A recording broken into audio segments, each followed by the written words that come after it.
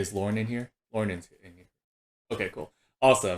Most important, you're my note taker, so all right. Let's get this meeting started, guys. Oh, actually, hold on. Beppa's just messaged me. Okay, she's here. Awesome. Closing out the Discord then.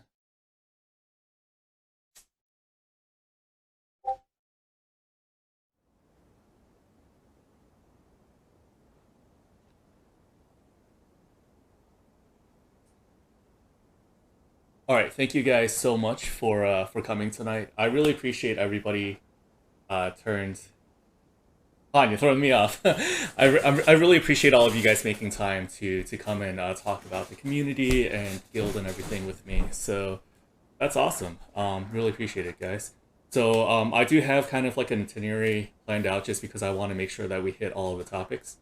So, so I'm gonna go through point by point, and then basically after every point, I want to hear you guys' feedback, and then we'll discuss, and then we'll move on to the next point. So, if you have kind of something that's not on topic with the exact point that we're discussing at the moment, just wait because it'll probably be covered later on in the meeting, and then if not, at the very end, there is kind of like an open floor talk about whatever you want to talk about, opportunity as well.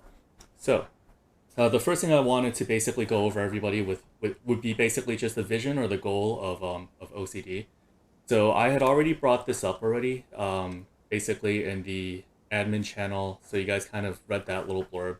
I just want to make sure that everybody agrees with that, because like there's no point in continuing if we don't even agree on the fundamental, right? And that's okay. Like if there's anything that you guys want to like modify about that, I'm like everything's completely open, right? Because the community's not just about me. So with that in mind, I have basically two distinct goals or vision or purpose for the guild for the OCD community, other than just to have fun and hang out with you guys, right? Because that's a given. So the first thing is I wanted to create a community that allows for clear expectations when grouping. So when you group with someone, I mean, ArenaNet, I feel like they're trying to lean in that direction, right? They created an experienced, raiders and non-experienced raiders, and strikes the same thing. But if people can just call themselves experienced or non-experienced, it's basically meaningless. So that's one thing is to basically find a remedy to that, and then the second thing is to create a clear path of progression for those who want to learn. So let's say somebody's like, "Oh, I'm definitely not experienced, but I want to be experienced. What does it even mean to be experienced? How do I get experience, right? How do I? What does it mean, and how do I get there? And when can I call myself experienced, right? So like all of those questions, to provide an answer for all of that. So that's very general, very fluffy, not very concrete at all. So we're gonna go from abstract to concrete, but overall, that's basically the vision or the goal that I have in mind with OCD. So before we continue, I just wanted to ask your guys' thoughts on that. If everybody agrees with that, anybody not agree with that? I would suggest also I would agree. adding on to the thing is to get them able to participate in pug groups. So like we're not just training them on the OCD way. We're like, okay, if you want to go and pug this, here's how people do it. Yes. So basically, the point you're trying to make, if I understand correctly, is that you want to specify a goal of increasing activity not only within OCD but within raids in general, right? Mhm. So Yes. so I agree with that, and I also so so I guess like the vision is a little bit more specific than that, right? Like because I'm thinking about how do we go about increasing more activity? Why are people discouraged from from grouping and from pugging and things like that, right? I think that one of the reasons is because for experienced players, you can just go in on anything, right? Like I literally did a strike mission today, and it's only normal mode, but we ended up four manning that, right? So it's tuned like strike missions normal mode Anka daily, like it's tuned such that four people can do it, but it doesn't really feel great when like literally 6 out of the 10 people were dead for 80% of the fight, right? And they're probably not learning anything either. Like I can't see how that would be fun for anybody to just kind of be dead on the floor. Like that's they're not even able to play the game, right? So again, that's why the vision is to kind of have that clear expectation for people. And that was an experience group, by the way. I posted under experience category. So to me, it's the LFG is meaningless if people can call themselves experienced, come in and then basically die and not be able to play the game that they want to play. So But yeah, anybody else have anything to add to that, or?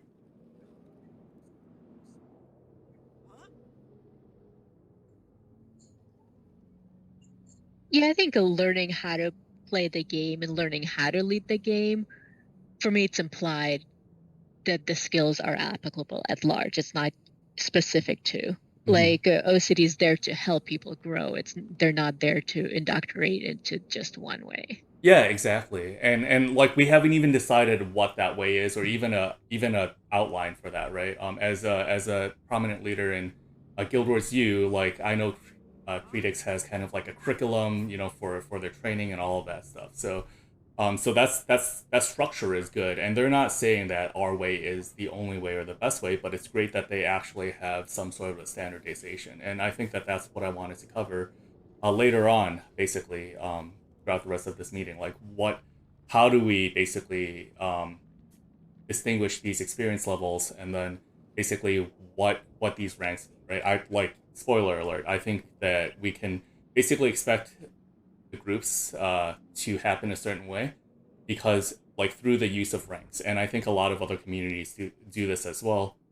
Guild Wars U being one example of that because they have different ranks that Felicia, like you have to go through this trial or this course basically for in order to become a raid commander or in order to get the raid clear rank or the raid progression rank. Is that correct? That's very true. In order to be able to lead raids, you have to kind of go through an entire curriculum showing that you're familiar with all the encounters and you have the skills to lead. I mean, a lot of Discord communities have various ranks. Raid Academy has various ranks. I'm sure Heartsug also does. I think what you're trying to do is if you're trying to grow a community of leaders, I think it would be good to have more tangible goals of how you go about that. And as you're training leaders, by default, how do you learn to lead? You need practice leading content. So by default, if you're training up a community of leaders for various content, whether it's Raid or Fractals, you're also going to be training up trainees who need to learn that content. So I don't see like really a conflict between the bipartite goals of training trainees and also teaching leaders how to lead. So basically, you like, and that's good because that means there's synergy, right? When you're teaching people the content, you're also teaching them how to be a leader, if they so choose down the path, like later on, if they want to do that. And that's basically the point that you're making, right? Yeah. Okay, yeah, awesome. So from the Discord's perspective of things, you're looking at really three roles potentially per content type.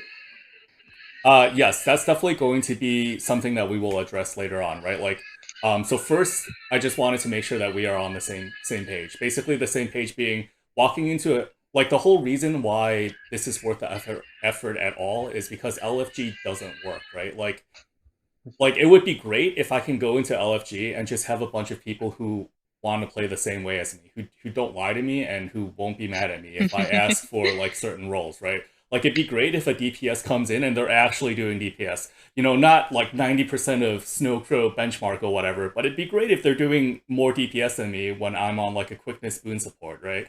It'd be great Yeah, if but to somebody that point, yeah. to that point where I was going with it, I mean, you're really talking about, yeah, I want to see, basically, I want to see raid content is one level. I've been verified for raid content, and then now I want to lead raid content. Yeah. Oh, I see what you're saying. Okay, so different levels in terms of involvement is one way in order to structure the ranks, is what you're saying.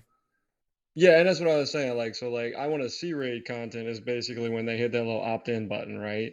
Yeah. The raid verification and the raid leader role, and just using raids as an example, would be those would be the two that are controlled by moderators or advisors.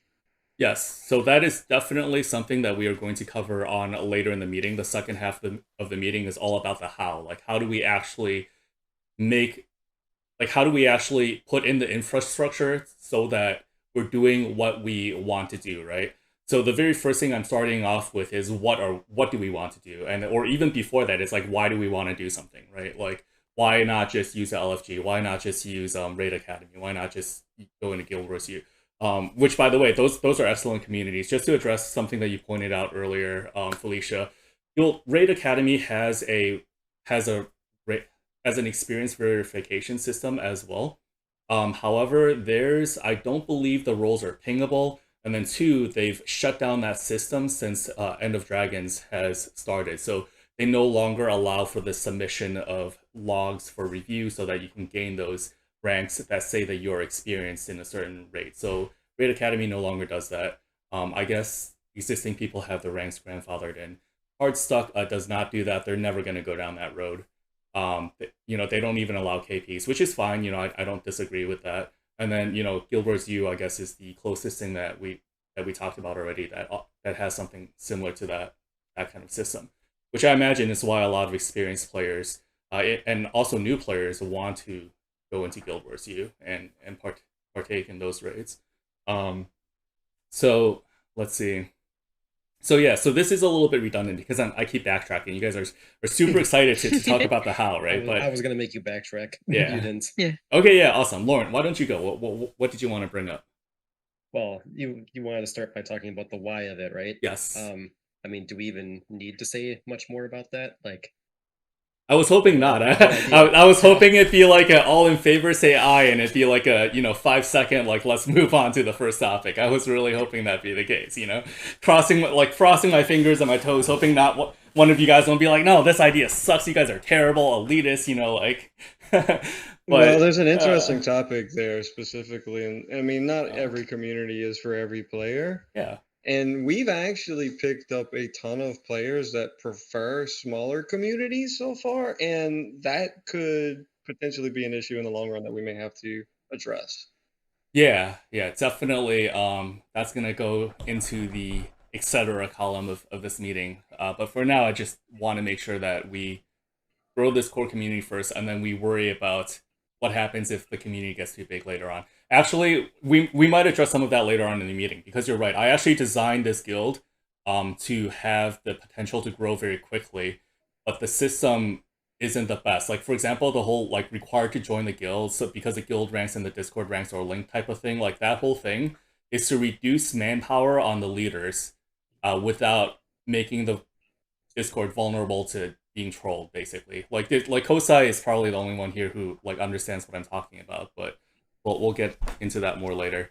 So moving on first. First thing is I guess to mirror yeah. a point you're making, there are lots of different Discord communities, many of them wonderful, and many people are part of a multiple Discord community. Myself, many of you guys here are part of multiple Discord community. I think for OCD, the most important part is figuring out what identity you want to have, what unique thing you want to provide. I think your goal is not necessarily to become the largest community, it's to find your identity and to do that part well. I mean, to be fair, I don't think you could become a large, successful community without having an identity itself, because otherwise you're just going to become a Discord that people are not going to feel attracted to. That's fair. I mean, that attachment is largely built on the identity. You're 100% correct on that. So without that identity, a lot of that attachment won't get formed, and you just lose people over time. It's a huge attrition.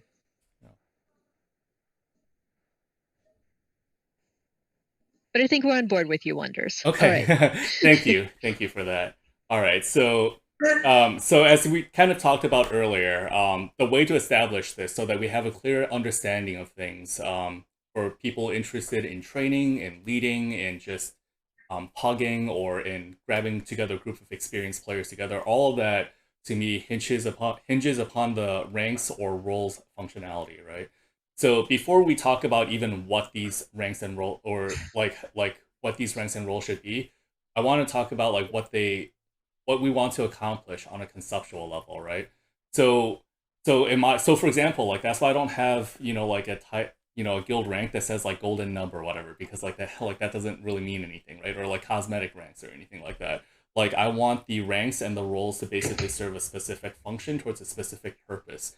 And to me, that purpose is I want it so that when people go into a certain raid or a certain activity or whatever they're doing, they know exactly, even if they've never met the other players in the group already, they know what to expect from that person in terms of what that person is knowledgeable of and what that person is capable of, right?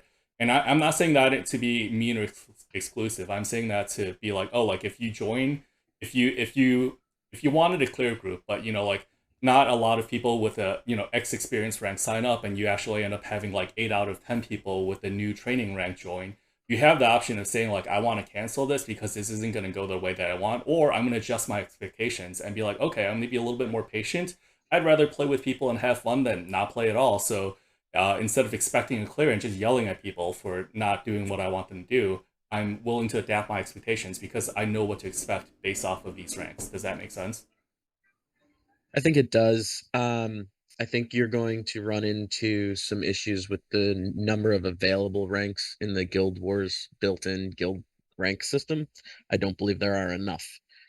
Um, I mean, I think It's you would have also to not- split it not in the guild. into more ranks, possibly in Discord, and then have Yeah. generic ranks within Guild Wars to sort of balance out and properly filter people.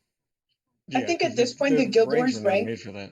yeah, I think at this point the Guild Wars rank should almost be separate from like Guild Wars rank should be more about permission as to what the person can do like, can they use guild bank, can they like move stuff around, can they like do they have permission to put decorations, or just like administrative, like what can they do regarding the guild structure itself within the game. And I think that, like Pon said, because we're going to run into problem of like rank limit, we should probably keep content type of rank to Discord only. I think for me that would be the I agree easiest with thing. that. We've run into issues in the past already with the fact that you can't really do what you want to do with the content type stuff, because that's almost like a tagging system, versus what versus what we've been using. Advisor, so what he's for saying- example, is a perfect example of something that could be a guild rank that gets mapped over, because there's usually some kind of officer setting right in the guild. But yeah, when it comes to content type, I agree. I think that needs to move to Discord only. Okay, so actually, I agree with all of you guys. I agree with Pon about things not. One, there might not be enough in-game ranks to map over to roles. Two, what Kosai was hinting at is that ranks are a hierarchy. You can't have two equal ranks. One rank is always higher and one rank is always lower, whereas roles could be equal, right? Like you can have like roles or tags, basically was Kosai's wording. And then to address what Beppe said as well, basically in guild rank you can do everything, right? Like like if you wanted to, you can kick all of the members that are lower ranked than you. So don't go and do that now, guys. But like that's how much power I've been giving to people in the guild, because I wanted people to have the ability to also invite their friends and then give them the ranks, right? Which Pon is probably going to add to that and say that would dilute the meaning of these ranks, because if everybody can just bring people in and give them whatever rank up to their own rank, then they could just be like, oh, well, like my buddy's not that great at fractals, but because he's my buddy, I'm going to give him the CM rank because I'm CM rank, like so.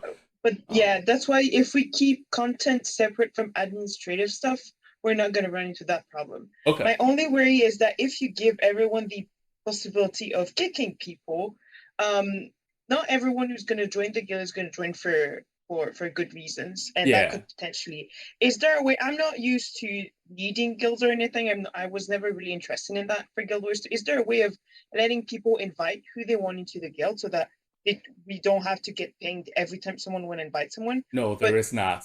I mean, there is, but that also gives them the ability to kick people, right? So those two are unfortunately very dumb, very like kind of an oversight. If you can invite someone to the guild, then you can kick people from the guild that's your rank or lower than your rank, right?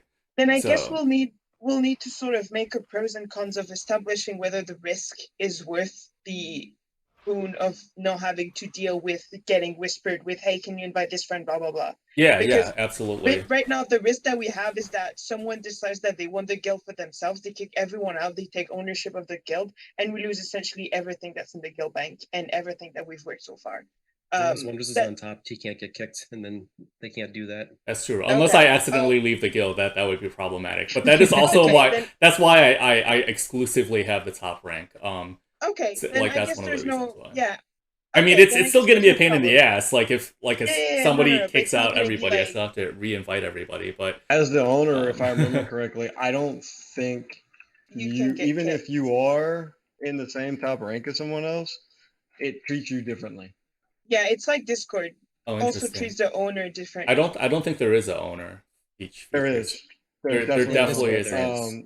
The Oh, API and exposes yeah. it. And wait, are we talking about Discord or Guild? Guild Wars 2? Because I'm I talking know. about the Guild Wars API. Like, But Okay. Discord also has an owner. yes. Can actually just double check. I'm not sure about that because I've sold guilds before. I don't know if I should say that on stream or not, but I've definitely had dead guilds where I'm like, hey, you wanna buy my guild? It's got a sweet guild bank you can use for Yeah, but personal when Well, you storage. can probably swap ownership, and if you leave, you lose your ownership rank. Yeah. Like, it's not like you can't do anything and you can get rid of your guild by yourself, but it means that you, as the owner, cannot get kicked out of your own guild, which essentially solved the entire problem I was bringing up. Because as long as there's one person, I mean, it helps, but it's fine. Okay, Yeah, as so long as- anyway, bit of a tangent, but yeah, totally get your guys' points. I agree with you. The Discord and the guild ranking system needs to be reworked. We are going to go into the concrete of ideas of that later.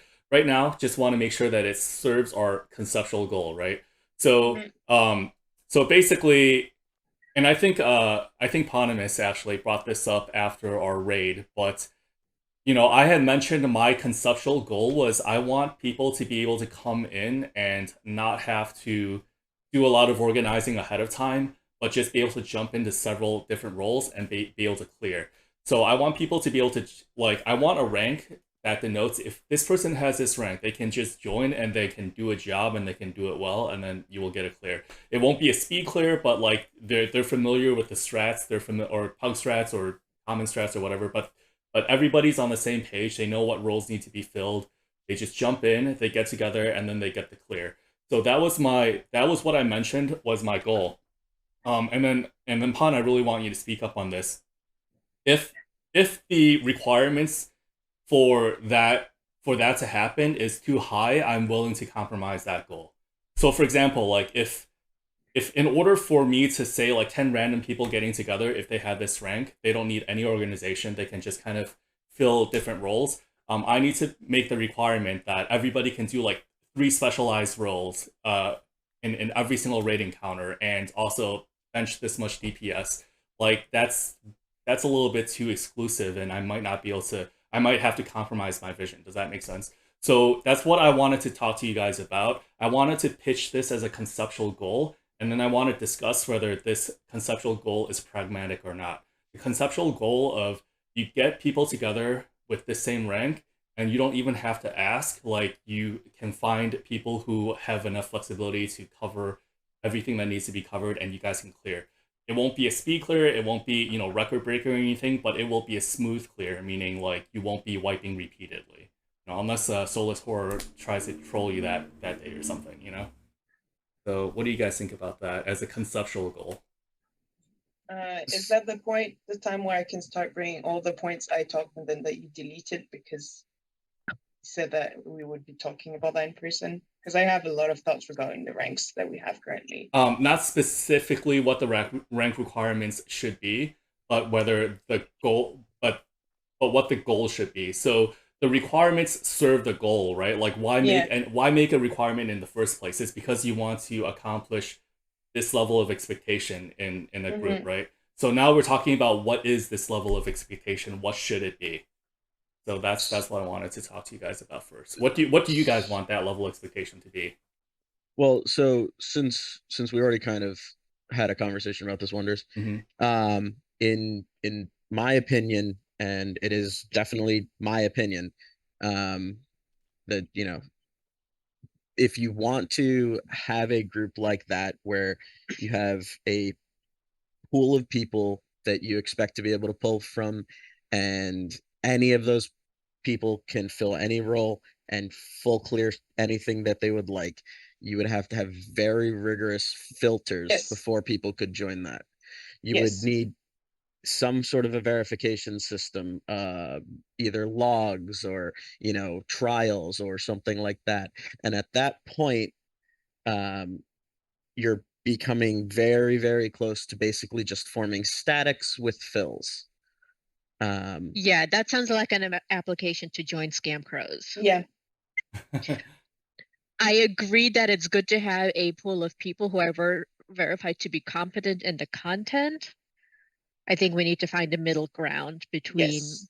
Right. like being able to fill 5 different roles and Right. Yeah. And That's why essentially I'm not I'm requiring anything. absolutely open to compromising this, right? So which is why, like, for example, let's say you want to do Wing 3, right? Like Pun, if the requirement is every single person needs to know every single role, and you're more experienced than me, but but I, in my humble opinion, disagree that all 10 people need to know every single role, right? Like, for example, if you get 10 people of a certain rank together, then like you need a 10% chance that one of those 10 people can be a tower chrono. Like, Yeah. like you don't need 10 people to be like, I can do tower chrono and tank Casey and do every single mechanic of this encounter. Like, for example, if the role is important, but it's only one role, you only need one person to do that role, then it would be kind of like is there like this 10% chance that somebody in the group of 10 can do this type of thing? Does that make sense? It Especially does. considering that. Oh, sorry, Paul. Go ahead. I was especially like if we start making these kind of requirements, it's a really high barrier for entry, especially considering how friendly you seems to want the guild to request that kind of thing. Now everyone has the kind of time, or just Yeah, but he's not talking about every role. No. I know he's not talking about every role, but and also like to go to a 10% chance, we can already ask people to fill like with the signing up mechanic. Just with Discord, we can already have a good idea of what we're gonna miss or what we're gonna have. It's just if we have like, okay, well, we're going to do Stronghold of the Faithful, we're gonna use Tower Chrono and everything. You can already put that in your sign up sheet, and then you have people signing up for that. So, like, we don't necessarily need specifically people to say that they're able to do it if we can already request it through the sign up mechanic. If my point, I don't think. Yeah, it's clear. so Wonder's original comment was that he would like a pool of people where you could pull any 10 and go clear things. Yes, there are LFG, certain not things. A sign up.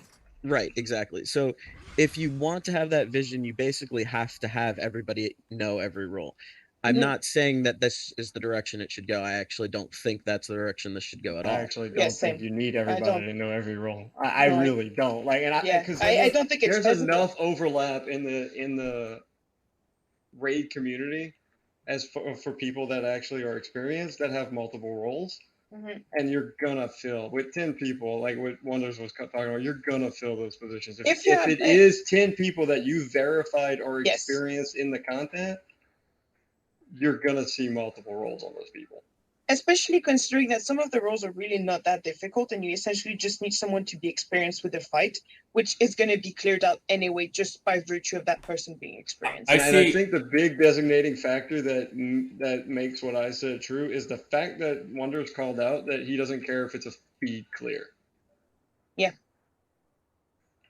So that leaves some wiggle room. So I see both points, right? I lean towards, my default thinking leans towards what Kosai is saying, that you don't need every single person to know every single role because of the whole portal, portal mesmer mechanic that I was explaining earlier. You don't need 10 portal mesmers, right? But at the same time, you also don't want 10 people who are like, I can only backwork. That is the only mechanic I can perform for all of Wing 3, you know? But you'll know that through the verification process. So if I stamp somebody with a verification, like you're raid verified, if I'm the one that's saying you're raid verified, all I'm looking for is, do you know mechanics and can you play through the stuff? Like in more than one. But so like, guys, I'm gonna have played with you more than once to be able to give you that verification. But we haven't covered what the verification is and anything like that yet. So I'm just saying, until that's set up and until that's discussed, in order to guarantee it, you'd have to have everyone know. Now, if we go and set up a verification system for all these ranks, and the verification says, all right, to be considered experienced, you need to know 2 roles. Then you're fine. If because if you have a pool of 50 people and 40 of them say, I'm experienced at DPS in this wing, and that is it, your chances are reasonable. I mean, at this point, just buy a lottery ticket. Well, the other thing that I don't like about like having to say everybody needs is what he just said, and I don't think anybody's mentioned it yet. If we had to give verification rules for every wing, it would be insane. Oh God! Yeah. We're getting you guys overtime. Bring out the whip, guys. It's So going to That's take the only 5 real way to months do for it, right? people to I get could be verified. experienced in raids, but not be experienced in every wing. Yeah. And Yeah, I'm so, sorry. If you guys are able to speak at one person at a time, I'm not able to pick up what you're saying. We're not able to pick up what we're saying either, to be honest. yeah. Okay, guys. So I'm gonna pause things real quick over here. So, I agree with everything that everything that you guys are saying. Han seems to lean towards like telling me bluntly, and I appreciate this. Your vision is not possible unless you set the requirements to be super high. You Yes. know, Epis and Kosai and myself, honestly, are leaning towards like, well, maybe it doesn't have to be that high, right? So we won't actually know until we actually go over the expectations, right? So I want to make it clear now that my goal is 10 people come together. You know, there's a good chance that all the roles will be covered without making it a requirement that every single person has to know every single role. If it turns out that it is every single person has to know every single role and there needs to be like a raid log review and stuff like that, then perhaps we can set that as a more exclusive role, right? Because the more exclusive the role is, the more I'm willing to put in manpower towards the verification, right? Like I don't want to be trialing every single person who's like, oh, I'm just a normal people, just got my, my berserker's gear off the trading post, Steam launch, Pog, and I want to jump in. Like, we don't need to trial someone like that. We just need to look over the gear and be like, oh, you're good to go. Come in. You know, we'll teach you on the go, right? So there's no need to put in so much manpower and verification. But the more manpower and the stricter the requirements, and the more we need to go in and verify something, whether it be through a trial, even looking a log or whatever, um, the more exclusive we can make that rank, so that less people apply for it because not everybody wants to or has the time for that, right? But it's just an option out there. So that would be different tiers, right? So the general Yes. concept is, the harder it is for them to get, the harder it would be for us, so that the less people should be needing that. So if I can roll it yeah. back for just a Yeah, moment.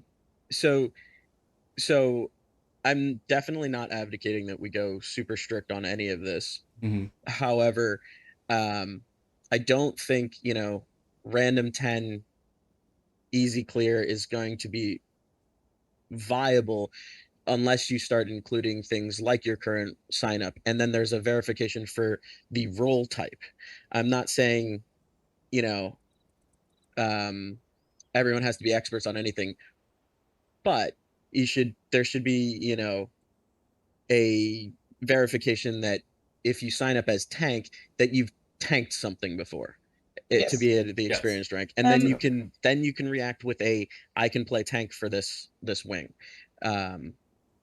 There should be something for healer, for DPS, whatever it happens to be. I don't think you need to go wing by wing and do that, but definitely for the role. See, this is what I wanted to bring up before too, and it's not even specifically about roles, although tank would be one, I think, because tanking can be difficult on some fights. But the exclusive roles, hand kiting at Deimos, Tower Chrono in Wing 3, those I think you need to have like some kind of way to determine experience like quickly, like just like an invisible role on Discord. Like you could just have like someone with a hand kite roll, and that way you could quickly find a hand That's kite. attributed 'Cause if you manually get- and if would you not get be to- as available for people to just give themselves or something. Like people, Yeah, that one. You'd have to I think verify. people in training would not even have access, or would not even need to see or be aware that this role exists. It would really just be for people. And this is actually, I think at this point we should probably just, I'm taking over. I don't want to take over, but I find it hard to discuss the vision that we want to have regarding our structure of the guild without actually talking about the infrastructure that we need to implement it, because there's a lot of things regarding like that we're talking about regarding the requirements. Yeah, okay, so you want us to move on? That's fine. Well, we can move on. My question is, are we just- solving? Sorry. I said not necessarily move on, but maybe just pause it, go into the next, because I think that right now we're happening into a problem where we need to discuss infrastructure. Right. And if Yeah, we because don't, we're constrained by the infrastructure that we have to Yes. work with. Okay, Felicia. So I'm willing to rework everything from the ground up, and honestly, most of that work is gonna fall on me, so you guys don't have to worry about that. And Kosai, if I can't handle it, I'll phone in Kosai. But like, if I have to redo everybody's ranks and redo everybody's role like one by one, I'll sit up and do that. So you guys don't have to worry about that for now. for now, I want everybody to keep an open mind, which is why we're starting with broader concepts. But before I wrap that up, Felicia, I wanted to hear what you wanted to say. I was gonna say, let's make sure we're not solving a problem that isn't there. Like, how often do you see a person sign up to be a Tower Chrono who doesn't know how to Tower Chrono? How often has someone signed up for a clear True. role to do greens who doesn't know how to do greens? I think it's a lot of effort to verify super specialized individual roles, and if we have to go that route, it's doable and we can do that. But I don't want to create a bunch of roles and a verification system that's 10 times as big as it has to be if it's not a problem. I think most people, if they showed that they know the mechanics of a fight and can bench a certain percentage of DPS and have decent gear, most of those people, if they say I can hand kite, they can hand kite. And if you find out that they can't, then you can make a note of it. Yeah. Does that make sense? Yes.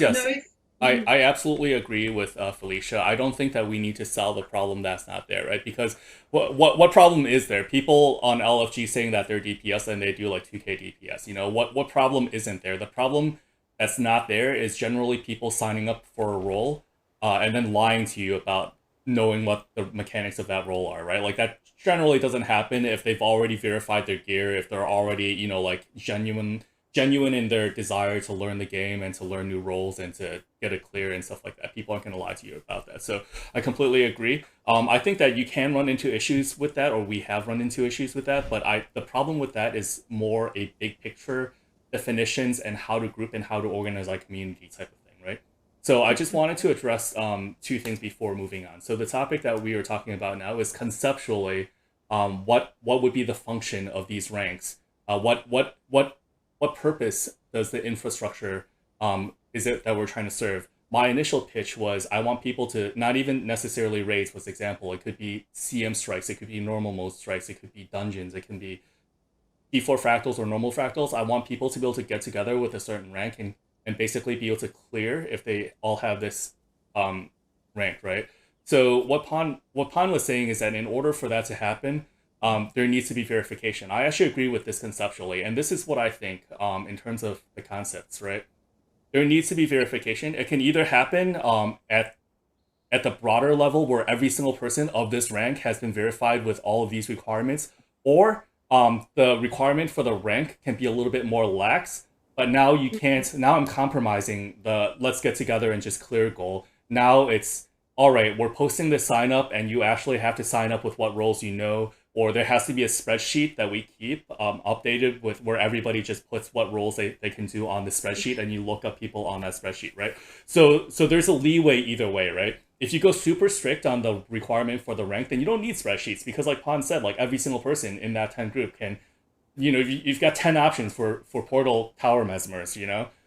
Whereas if you do a spreadsheet, you can be like, oh, you know, like we just need one person, this one person sign up that they can do Tower Chrono, we're golden, right? So that's all I had to say about that. And then as we move on, that's because you wanted to talk about infrastructure.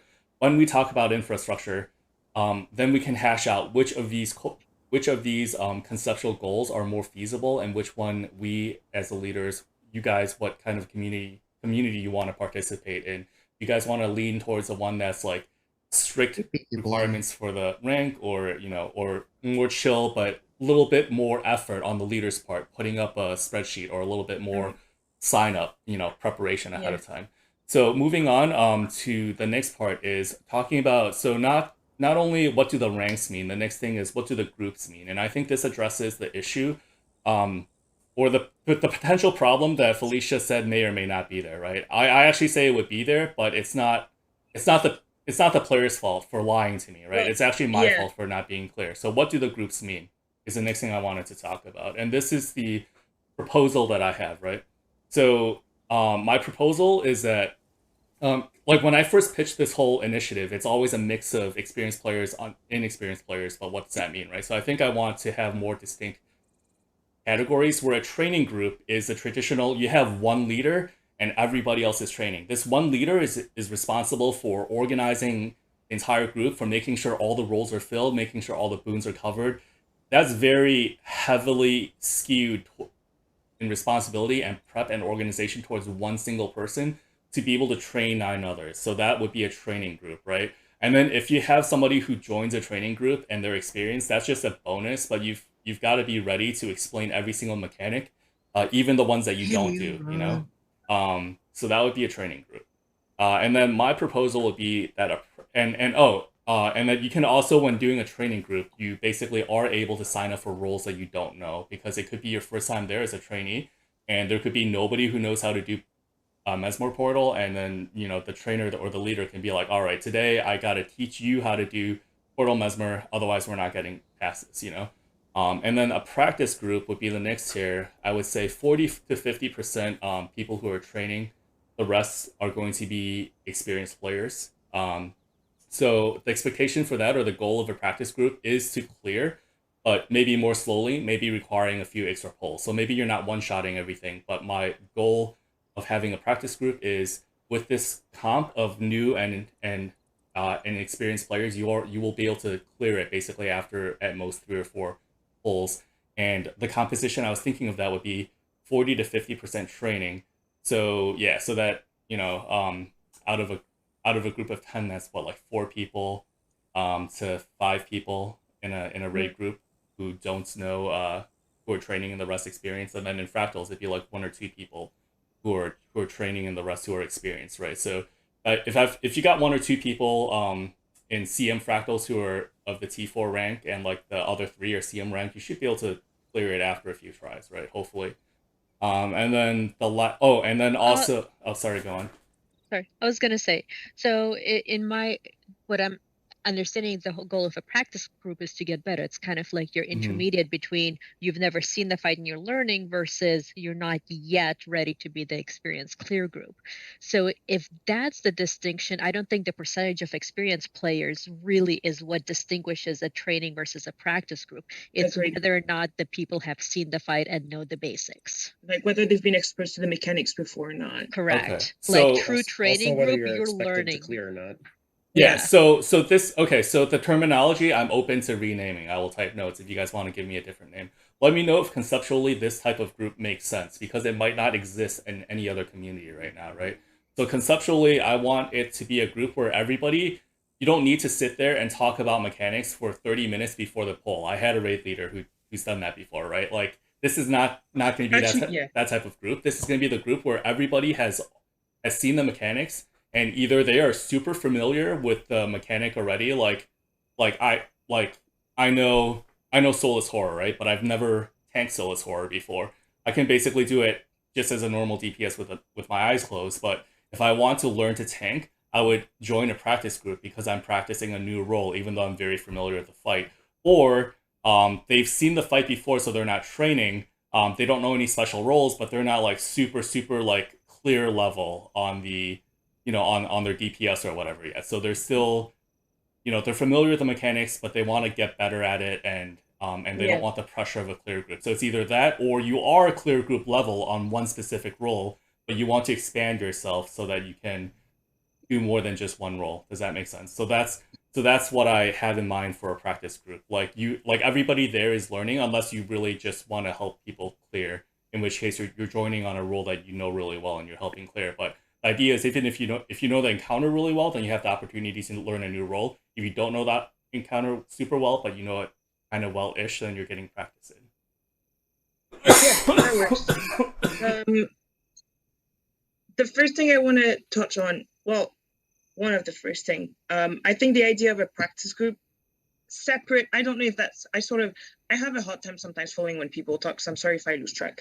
But if you view progression / your practice group as separate entity from training, and you have dedicated training where people are not expected to clear content, I think it's a fantastic idea, because it allows people who do know the fight but are not comfortable clearing, being in full clears because they know they're going to die on mechanics that they shouldn't be dying, to have this intermediate between, I have to sit down and let people explain this again, which can get very tiresome, and I'm going in there and I'm not actually expected to do really well, and I do allow myself to not stress about fucking up mechanics I should probably not be fucking up. So I think that having this intermediate is an excellent idea, just so to remove stress from people, to either be in a training run, which people are going to get tired of very quickly because it means not necessarily clearing the fight. It means probably dying a lot, of having just to reset a lot, because you want people to get exposed more often to the mechanics and everything, which can get frustrating. Or like you said, sitting there for like 15, 20 minutes as people explain the mechanics, which by the way should not happen. I'm hoping that eventually as a group, all of our members will have watched the videos before the training happens, so that we can only spend 5 minutes to go over the really, really quick points, unless we happen to go into a really complicated fight, like we want to try ourselves at Harvest Temple CM or something. But even then, people should have done their homework and come here anticipating the mechanics and only would need a quick 5-minute review. Nothing takes me out of a fight or raid more than someone spending 20 minutes explaining the entire fight. I will be tapped out, and I will Right, understand. exactly. And So maybe it's just me who's speaking of my experience, and people don't mind that, but nothing frustrates me more than I'm here, I'm ready to go, I have my food, I have everything, I'm willing to get into the fight and start dying, and then there's just a person who just wants to be helpful start explaining the entire fight for 20 minutes when I've already done my homework, I've read what I had to read, I've watched what I had to watch. I don't need this entire like run through point by point. Yep, of the Bepes, we mechanics. completely agree with you on that. So Good. I will also say that like This- it's also up to If I can interject, this is Sean speaking. So I was gonna say that I'm sorry. This is Soen yes. speaking. Uh-huh. I was gonna say that so for the training part, I don't think that we should explain for the whole 20 minutes either. I think we can just explain briefly, like in 2 minutes, and then have them go into the fight. Because we already, like you said, we're assuming that they've done their homework. We're assuming that they've gotten there ready to start and that they're ready to get going. And so if they fail, that's fine. We can go back and talk a bit about that phase and then move on and then let them get past that phase and then move to the next one and do shorter explanations. I think that would make it a lot faster. Hands-on activity is preferred as opposed to just sitting there and listening. And I don't expect them to remember everything that was covered in a 20-minute presentation. You know, we want them to just have those short spurts and then keep going to the next phase and test that skill. I think that's best for everyone, even whether they're experienced or whatever level they're at. Let them go ahead and test themselves and practice, because of course you're going to have weaknesses at the beginning, but you want to keep practicing and moving forward. So I think that that what you guys are saying, I agree with that, and I encourage that, and I encourage that we really impress upon them that they do need to do their homework, and that, you know, some people say, oh, I don't have time to watch all of this, but it's really that they're just not putting enough energy into it. That's why. I mean, it's easier than that, in my opinion, because I'm not taking somebody in the CM that hasn't mastered the normal version. Yeah. I mean, there are lots of This is- different this is teaching specifically for styles and training, though, different not learning CM. styles. Yeah. So People I who are in mean, training should not be taken into CMs anyway. Evie, No. what are you doing? but I mean, Well, we I mean, don't we're have talking to CM unify our training, teaching. right? Well, CM factuals, but No, we're talking about groups in general. These can be for anything. These can be for normal mode raids. These can be for even normal mode strikes if people want to actually learn mechanics for that. Could be challenge mode strikes, could be challenge mode fractals, can be anything. But yeah, so basically just the point is to have a structure in OCD where we are giving definitions to people, right? And we can't give that many definitions because, you know, like people's brains get overwhelmed. So we're going to try and limit these. But I do feel like it's very important to define the ranks. So I also propose that we add one more group. That we add one more group to this. I would like us to have a specific foundation for roles and healing. I think that some of them have not seen that, and they don't know what they're doing. They think that they've healed, but they haven't. So I think a lot of times these people, these foundations, they think they know what they're doing, and they have these other roles that they're adding, and so they go into, you know, DPS thinking that they already understand, but they don't, because they don't have the foundation. They don't have the fundamentals. So I think we should also have a group that everybody goes through the fundamentals before they can move anywhere, whether they think they're in the experienced group or not. I think that would be good for them, so that they can notice what their weaknesses may be from the jump, what they're missing, because I think that's something that I've seen, that people a lot of times are not prepared for the training ahead of time. So I think it'll be easier to catch them if we have like a fundamental training group. Yeah, so and that's we can do the foundations of DPS, that kind of thing. That's something that Yeah. So the idea is to train for a role in addition to training for the content, right? So I think that ties back into what Lauren mentioned earlier about, like if you're signing up for a tank, then you had to have tank something before you should know what a tank does or how a healer. Mine was more exclusive than that. Yeah. If you want to do roles like DPS versus healer versus tank, that's one thing. I think tanking is by far the hardest role to do in this game because every fight is way different for tanking. And you really have to like actually know the fight. Healing, I would, yeah. You can get by, kind of just winging it if you know your class at least. You can totally do that, honestly. If you know the fight and you know your class, you can. Honestly, in Guild Wars 2, like what at this point, if you know your class, you know your healer. Also at this point in Guild Wars 2, like, is there a tank that's not also a healer, right? So, like, if like I was doing DCM with S, really? I thought. Well, there's also because there's going to be healers that are not tank though, and that have no interest in tank. Yeah, absolutely, yeah. But can you be a tank and not a healer? Because every tank that I know of, like, also is a healer. Oh, really? It depends on the boss's mechanics. If you're not getting hit with a bunch of stuff all the time, it's just about sidestepping or dodging. Oh yeah, that's true. Also, you have to be a healer. It's more recommended to have 2 and 1. It's not recommended to have them separate. It's to be 2 and 1. But at the same time, it depends on the fight. Overseer. Anyways, are we getting too much in the weeds? A little bit, yeah. Can I get into my rant now? Yeah, no, please can we do one person at a time? Because I'm having a hard time following everyone. If we can do one, and let's try to finish and then go to the next person and go one by one, if that's okay. Yeah, Pom, what did you have to say? So I think I kind of understand what Soxon was saying, and I actually really agree. I almost feel like there should be something other than practice group that is, maybe it's not even a group you assign, but call it, clinics or, role clinics or golem training or whatever you want to call it, where if someone is getting ready to go to a practice group, and I'm not saying they have to go do this, but if someone is getting ready to go to a practice group and they would like to learn more about DPS, they can reach out to a group of people, and those people can take them to a golem and explain how the role works a little bit better. Or if they want to learn how to tank, again, you can go to the golem, turn on a damage field, and they can get an explanation on the role other than watching a rotation video or something like that. Or reading an explanation. If we start doing this, though, I think we'll start needing to keep track of who's proficient in what, and not just in roles, but also in terms of classes, and probably also have a team of people who are willing, like almost have a teacher role aside from advisor and aside from CM, because it's not because necessarily that you're interested in clearing and even maybe teaching the fight that you're necessarily interested in showing the different roles, or that you're interested in taking one-on-one with people. I agree. We need a teacher role. Yeah, I really like your idea, Pun, but at this point, I think we're going to need also a separate role for people who are willing to take a stand. So I'm definitely open to considering that. Right now, I do think it's a little bit beyond the scope of what OCD is capable of, because like people are mentioning, it's something that we might need a special trainer for. If the point of these, I'm calling it a fundamentals group, like make sure you know how to do your role group before joining a practice group, is to make sure that healers are actually healing and DPS are actually doing DPS.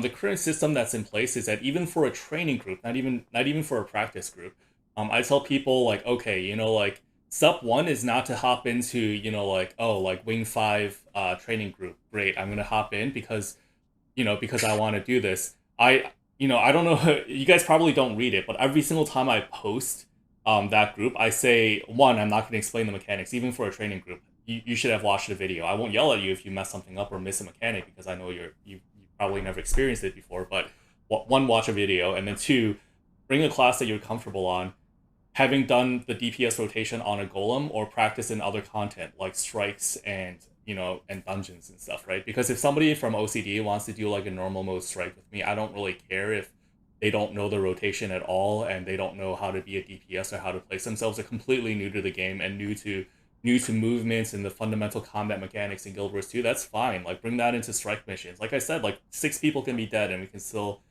carry that, right? So right now, like I have more of a this is on their own initiative to practice that. But I don't generally ever really want to see people bringing roles that they're not comfortable with into a practice group or into any of the raid groups, right? So the exception of that would be like if I guess if they're trying to perform a specific specialized mechanic that requires a specific role, right? So if you want to be a tank at Soulless Horror, then you need to also be a healer, and you can't really practice your heals per second on a golem. So it's kind of like, have you at least read your skills? And that's where it gets a little bit more blurry, right? So I will definitely keep the thought of either a fundamental group or a fundamentals training thing as an option. But for now, I'm leaning towards making that just kind of like a base requirement. And if you don't have this base requirement where we can set an expectation that you know how to play your role, then you wouldn't have this rank, right? So with that being said, like just going back to the point A and point B, right? Point A was what do the ranks mean, which you guys are very eager to talk about. We're going to get into the implementation of or the infrastructure of that, and then two, Yeah. what the groups mean, right? I haven't finished defining the groups yet, right? So training group, one leader, the rest are training. A lot of responsibility on the one leader. Nobody wants to lead for that reason, right? Because they've got to set up spreadsheets, they've got to like know every mechanic. Carrick doesn't want to lead for that reason, right? Because Carrick, I think you mentioned that before, but If I may, I think that we should have 2 leads for every training group. I justified the responsibility, and I think that one person can act as the VP. I'm sorry, the VP or the vice tutor or teacher, however you want to call that, to make it easier. But I think it's overwhelming for one person. I think having 2 people dividing that responsibility and sharing the role would be easier. That's just my 2 cents. Okay, so I'm gonna Also be helpful. I'm going to redefine training as 1 to 2 leaders and the rest are training, right? So if you notice a pattern here, like I'm basically talking about composition in terms of experience. Training group was basically you might expect to be the only experienced person there, but if you want to make it like, okay, you're leading, but you also have a lieutenant who knows what they're doing, then you can maybe coordinate with your buddy, PM them and be like, hey, do you want to like co-lead this training group with me? That way, if quote unquote worst case scenario, 8 people with the training rank show up, nobody knows anything. But it could be a better scenario where you post for a training group, but like there's only 4 people interested in training. You've got your co-leader, that's 6 experience, that's 6 people already, right? And then you've got 4 experienced people also signing up. Then hey, all of a sudden, like you posted for a training group, but actually it turns out to be more of a practice group. But you're just gonna be a little bit more patient with the people who do have that training rank because they signed up for training. Does that make sense? So I would caution you against defining these groups based on percentage of experienced people, and instead focus on defining what is the goal and also what is the expectation of the people signing up. Okay, so you can say the expectation for the people signing up is to learn you have to know how to play your character and your class, but you're there to learn that encounters mechanics. That's a training, and your goal is to learn and practice. There's not necessarily an expectation to clear. I wouldn't mention what percentage of the group is going to be experienced. Yeah, same thing for your progression practice run. What is the goals and what are requirements in order to be able to sign up? Here's why what are the expectations? I think that's the way I would phrase it. Here's why I want to do both, right? And I'm open to like rebuttal. So I haven't even gotten to be able to say this yet, but the last type of group, guys, is the clear group. Okay, so we've got our training group, our practice group, and the last type of group is the clear group. Obviously, the expectation is that you will clear within an allotted time. Like 1 to 2 pulls per thing max, and then what I put for this is only about 20% of people with the training rank. So Felicia was saying base it off of what you expect from people, and I have included that in there. But the reason why I included the percentages as well is because I want to leave this as an open sign up, right? So the example I gave on one end is if you post for a training group and like only 4 people are interested in training, and then like 4 other people are experiencing, they're posting to help out, there's nothing wrong with that, right? Let's look on the flip side, right?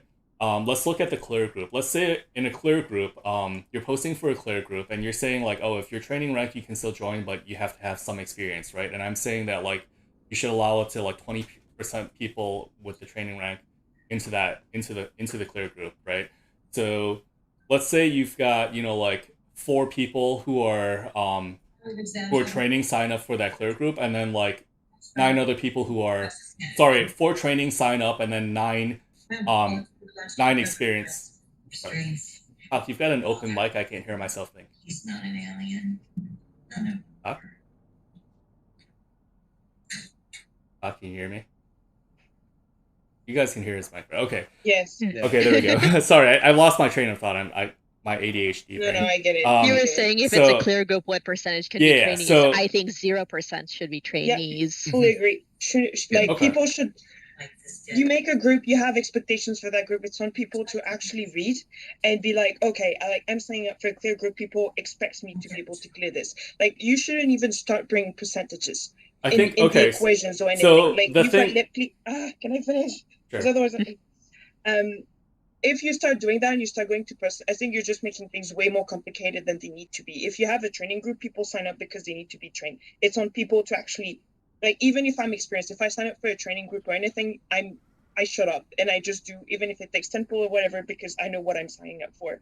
And I do understand what you mean, that it's not normal for like half of a training group. Well, even then, as long as there's one person who's in training who signs up and we manage to fill the rest of the squad, I think it's fine. Like, it serves its purpose, even if it's for one person. And if the rest of the group wants to help out, then maybe it just means that this person who's training will just get a little bit further ahead than they would if it was a 9-person, like 9 people who are in training versus 1 leader, which to me is probably the least ideal. Having 9 people who are in training and only 1 leader probably means that there's not going to be a whole lot of progress onto that group. But I diverge. My whole point is that your group ideas are extremely good, but it's on people to essentially read the expectations, and you shouldn't have to do a lot of homework regarding like how many percentages should I expect? Do I need to adapt my group based on who I sign up for? Like, you make a clear group. You're expecting people who come in to be able to clear it. Like, there should be no trainees into that group because they don't have the right fit. So and for they should be example, self-aware of that. So for example, if you post for a clear group, Yes. I'm saying allow for 0 to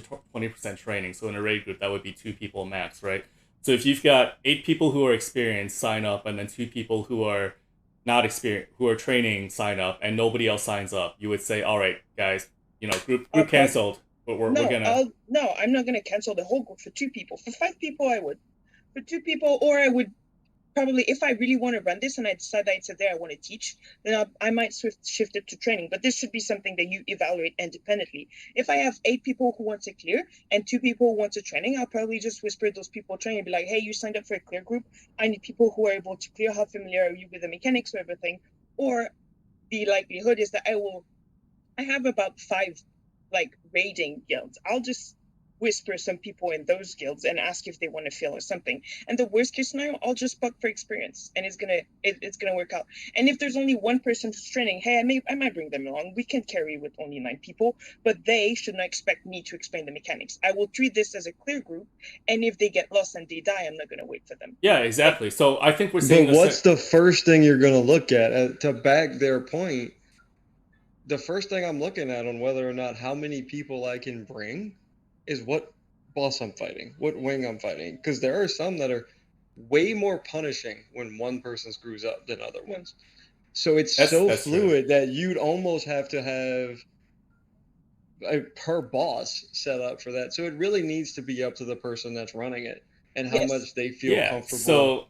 So that's why. Okay. So these are generally guidelines, right? I'm not saying like, oh, if you don't have you must include 2 trainings in your 2 trainees in your impossible clear to do group, that. right? I'm obviously not saying that, but the whole premise of this group is to basically connect experienced players with inexperienced players so that they can train together, right? So my thought is that you don't need okay, so what Kosai said was true. Like for maybe Adina, you kind of do need people to not mess up. For Sabir, same, you lose out on the CC. So maybe if one person screws up, like that actually makes a big deal, right? But for something like Orcival, you know, like you've got somebody who's new and they have the training rank, and you've got like 8 other people who are raiders. Would you really want to use the LFG and get somebody who might be running, I don't know, like soldier's gear or something? They're pulling KC everywhere, or would you rather just at least take a guildie with the training rank? You know that they have the right gear for what they're, you know, for what their role is. You know that they've like watched the video. You know that they've done some of the training already, and like and they're confident enough to like to join your group because they're like, I just want more practice. If it's a clear group, I like mean, we can Well, probably See, wait, I what? would- You could if bring it's two or one three person- Whoa. One person at a time, Yeah. please. okay, if it's one person, I really don't give a shit, honestly, depending on the group or whatever. But there's also a difference, like there's also a threshold of, okay, between I'm gonna essentially throw all of my cards into the air and hope for the best and reach into the LFG, and I'm gonna accept this person who's obviously like either feel very confident but has the training groups and may not be able to back their confidence, or hasn't read what the purpose of this training is. Like I said, I think most people who have this capacity of leading raids will have other guilds and other people that are not necessarily part of this guild that they can whisper and ask if they want, like friends or people that they like. There's a threshold. But I think that my point is that I don't think that it's necessarily something that you should even necessarily pay attention for. Like people should be able to read and just plug it in. Like if I'm in a clear and people start wiping for 5 times, and I'm like, okay, is this just a bad night? Or I notice that people's DPS are severely, like, I'm gonna start getting upset, and I'm just gonna be like, I'm sorry, dude, but you're just not cutting it, and I need it clear tonight, and it's just gonna be the end of the line, and then they're gonna get kicked out. Like I might try them, but if they're not doing the job and it's severely impacting the fight, I'm probably just gonna kick them out because they're like clearly it's not working. I think for a clear group, you should post that the expectation that you clear. Now, if you don't get enough signups, then there's flexibility. The person who's running, they can go to LFG. I do think that if you have to fill, you should be filling from the practice people, not from the trainees. Someone who doesn't know the fight should not be joining a clear Right. one.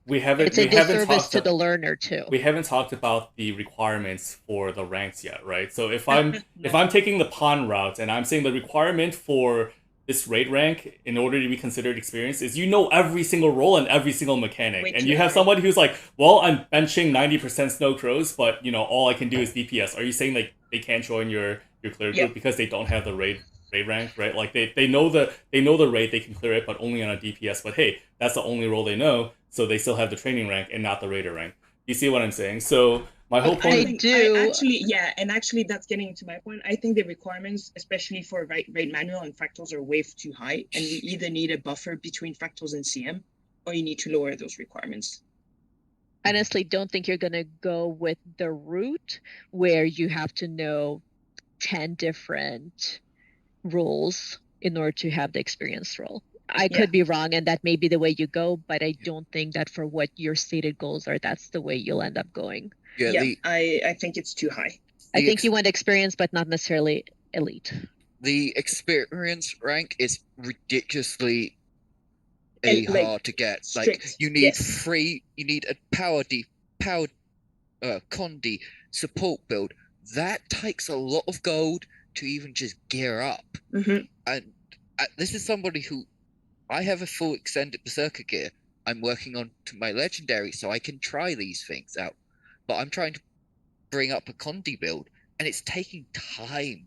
And I've done quite a lot of training with OCD. I've done training with RA. I'm not experienced, but I'm definitely in that progression rank where I'm like, okay, I know the mechanics. I'll screw up. Maybe I'll walk into the fires and Soulless Horror one. But there's no middle ground. So I'm like, I can't even talk in raids. Exactly. So how much raiding have I done with you guys? So right exactly. Now, so that's right now why what we have is, I'm sorry, I'm gonna go ahead.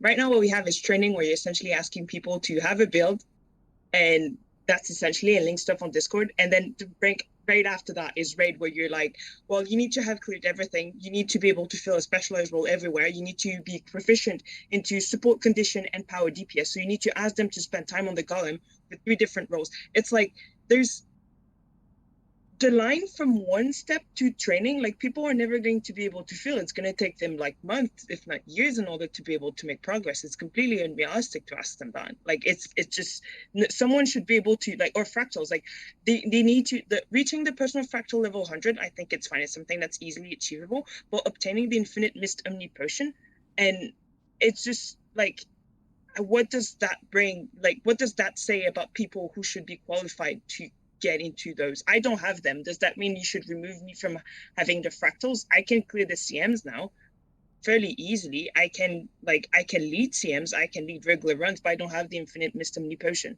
So technically I don't deserve the fractal rank. So just real quick, I think we're getting ahead of ourselves. I agree wonders with your layout on the different groups. I would say definitely it's whomever is leading gets to make the call on what the comp is and percentages are. Agreed. Okay, so this is But the overall idea, I believe, is a good one. I think then your filters for each of those come into the actual roles, which are upcoming discussion.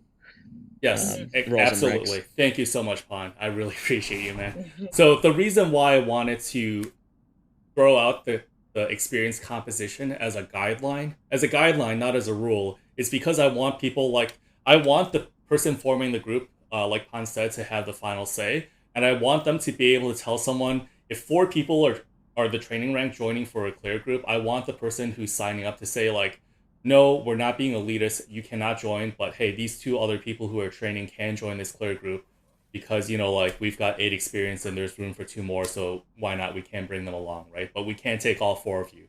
We're not going to have an experienced person give up their slot so this training person can come and join in on this clear group, right? So yeah. I want if I put 0 to 20%, then I'm basically empowering the leader and the person forming that group to be able to say, like, thank you for signing up as a fill, but we don't need you, and we have enough experienced people for this. Conversely, on the other hand, right, like if you're doing a training group and you've got like 8 people who are of the training rank signing up, and then like 4 people of experienced rank signing up, then you can tell the experienced people like, hey, thank you for offering to help this, but I've got my one other lieutenant. We're golden. We've got a lot of interest. We're gonna prioritize the trainees over the experienced players, right? So and then the same. So and the reason why I want to put in that composition is also because as a guideline, not as a rule. Like I said, I wanted to be able to change people's expectations, right? So if the person forming a group, tries to form a clear group, and then like let's say like only 6 people are experienced, and then 4 people are training, they sign up. The leader can say like, hey, you know what? Like, no, we can only take maybe 2 of you guys, but I'm gonna PM my buddy who's not in the guild or whatever, and they're experienced, and I'm gonna give them their spot. They can say that. Or they can say like, hey guys, hey, you experienced people, like, are you okay if we take these training people on and then it becomes basically a practice group? So now we can shift our expectation as a group so that it might not clear in one poll. It might take like 2 or 3 to 4 polls to clear, but we're still going to clear. We're still going to get through everything because that is the definition and that is the expectation of a practice group. So the reason why I wanted to include these percentages in there, again, as a guideline, is to basically give people the to empower them to form the kind of groups that they want, and then if necessary for them to adapt those expectations, right?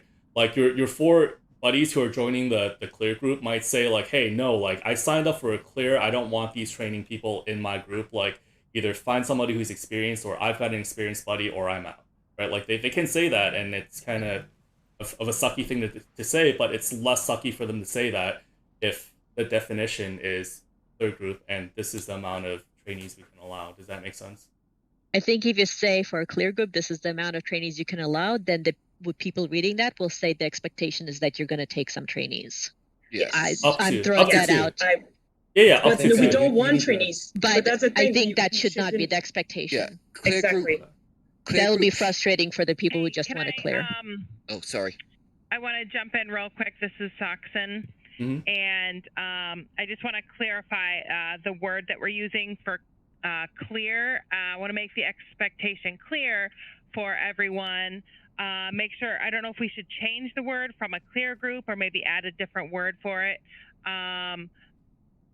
Also thinking enrage because, or to kill that, because people who are training, they're going to have a different mindset, and they're going to be thinking that experience can join that too, and they're going to try to kill it. So I just want to make that clear, and I want to try say before it's all killed, I want to make sure that they have experience and that they're able to join too. So I just wanted to throw that idea out. Yeah, so I absolutely agree with that. I'm open to changing the terminology of things, right? Like call it a practice group, call it a prog group, call it a fundamentals group, call it a training group. Like we can call it whatever we want. What's important is there value in these definitions, right? Felicia, are you saying like we can never allow a trainee into a clear group? Like there's no value in a group like that. Every clear group has to have all 10 people be experienced. Like is that No, what no, you're no. saying? I'm not saying never. I'm saying the expectation is that anybody who signs up for a clear group is experienced.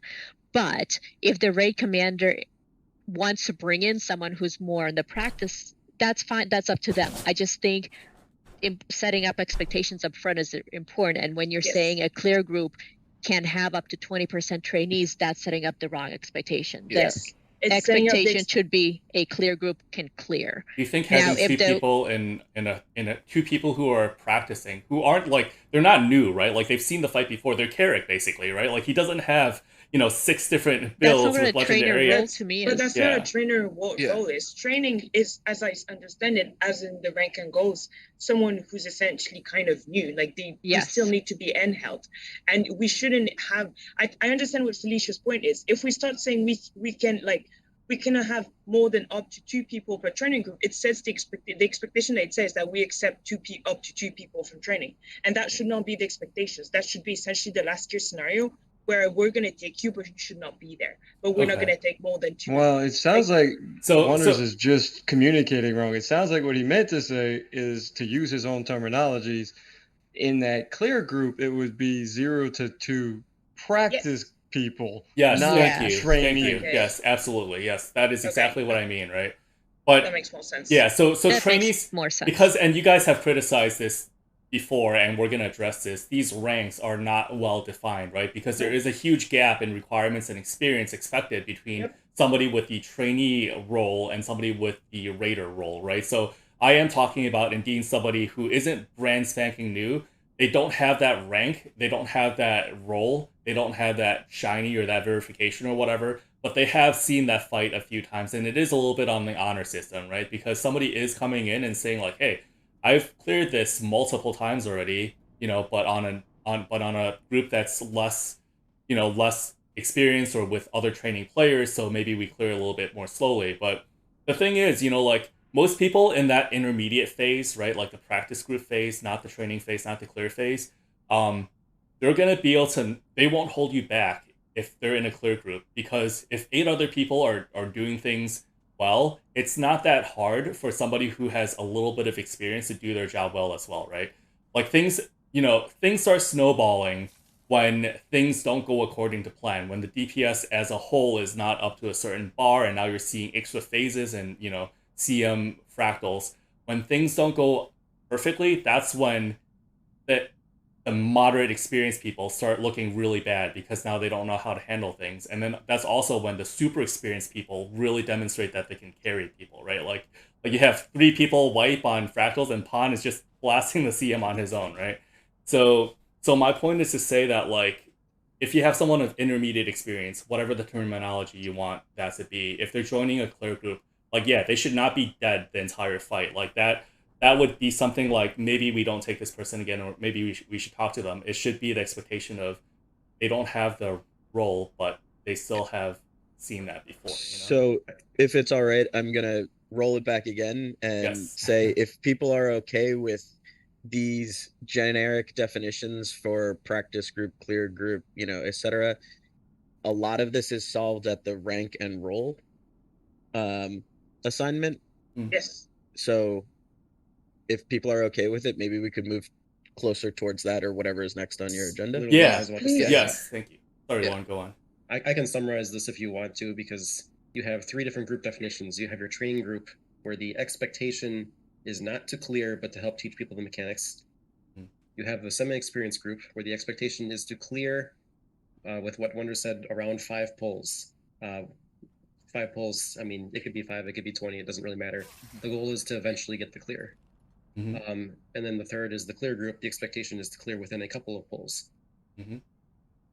Now, we can sit here and talk about the trainee thing for a long time, but I don't think there's a point until we actually do get through the ranks. Yes, I agree with that. So I'm sorry, guys. I really wanted to breeze through this. I just wanted to throw out general concepts that I want you guys to keep in mind as we talk about the specific roles and ranks, right? So let's move on to that. Let's move on to the how. But in order to talk about the how, we have to keep the goals that the general concepts I talked about in mind, how are these ranks and roles that you guys have been eager and chomping at the bit to talk about how are they going to fit into the conceptual goals of these different types of groups? Okay, like so before we talk about what the rank requirements are, let's talk about what are the ranks. Okay, so 5 minutes into the meeting, people are already talking about this. Here we go, boys. Should we split Raider rank between HOT and POF? Should we split the CM role into CM strikes, CM fractals, CM raids, and stuff like that?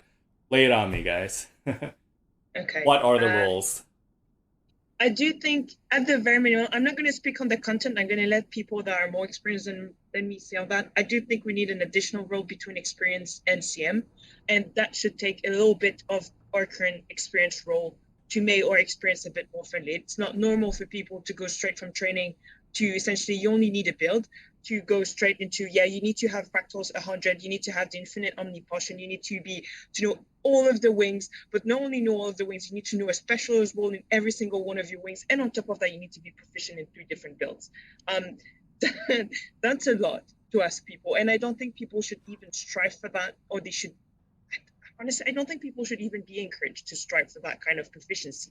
This is like elite kind of. If you're at that point, you might as well join like elite kind of level. I think some of those requirements could go into the CM rank even. Yeah. Actually, I was thinking about that. I wasn't too keen on making like an intermediate raider rank, but I was actually open to the thought of making some of those extra requirements, shimmying it into like a CM raider rank, right? Because now we can actually have a CM raider rank, because instead of just a general catch-all CM rank, there's a specific for this type of content, and then have the raider rank maybe be a little bit more lax. So that's something that I'm open to as well. What do you guys think? What are the ranks? That, and I kind of think it's going to be dependent upon content, because with fractals, for example, I don't even care about T4 stuff. We only care really about CM. So experience fractals, in my opinion, is experience in CM. Okay. Like if I'm going to verify, if I'm going to spend the time verifying somebody, I'm going to spend this for fractals, for example. It's going to be CM. It's not going to be for normal T4s, because if people want to do normal T4s, I'm just going to throw them in there. They're not hard enough, in my opinion, to carry 2 people in normal And you don't need the Omni Potion. No. Yeah. Because you get the regular potions as drops. I mean. Yeah, and so I think with strikes, you have to have a conversation about strikes. You have to have the conversation about fractals, and you have to have the conversation about raids. And I think where y'all are going with raids is kind of exactly where it needs to be, right? So there needs to be a general, I'm experienced with raids, and then there needs to be, oh, by the way, I can also do CMs. Okay, so is there a value in splitting between HOT and POF then, or should I keep it all lumped together? Okay.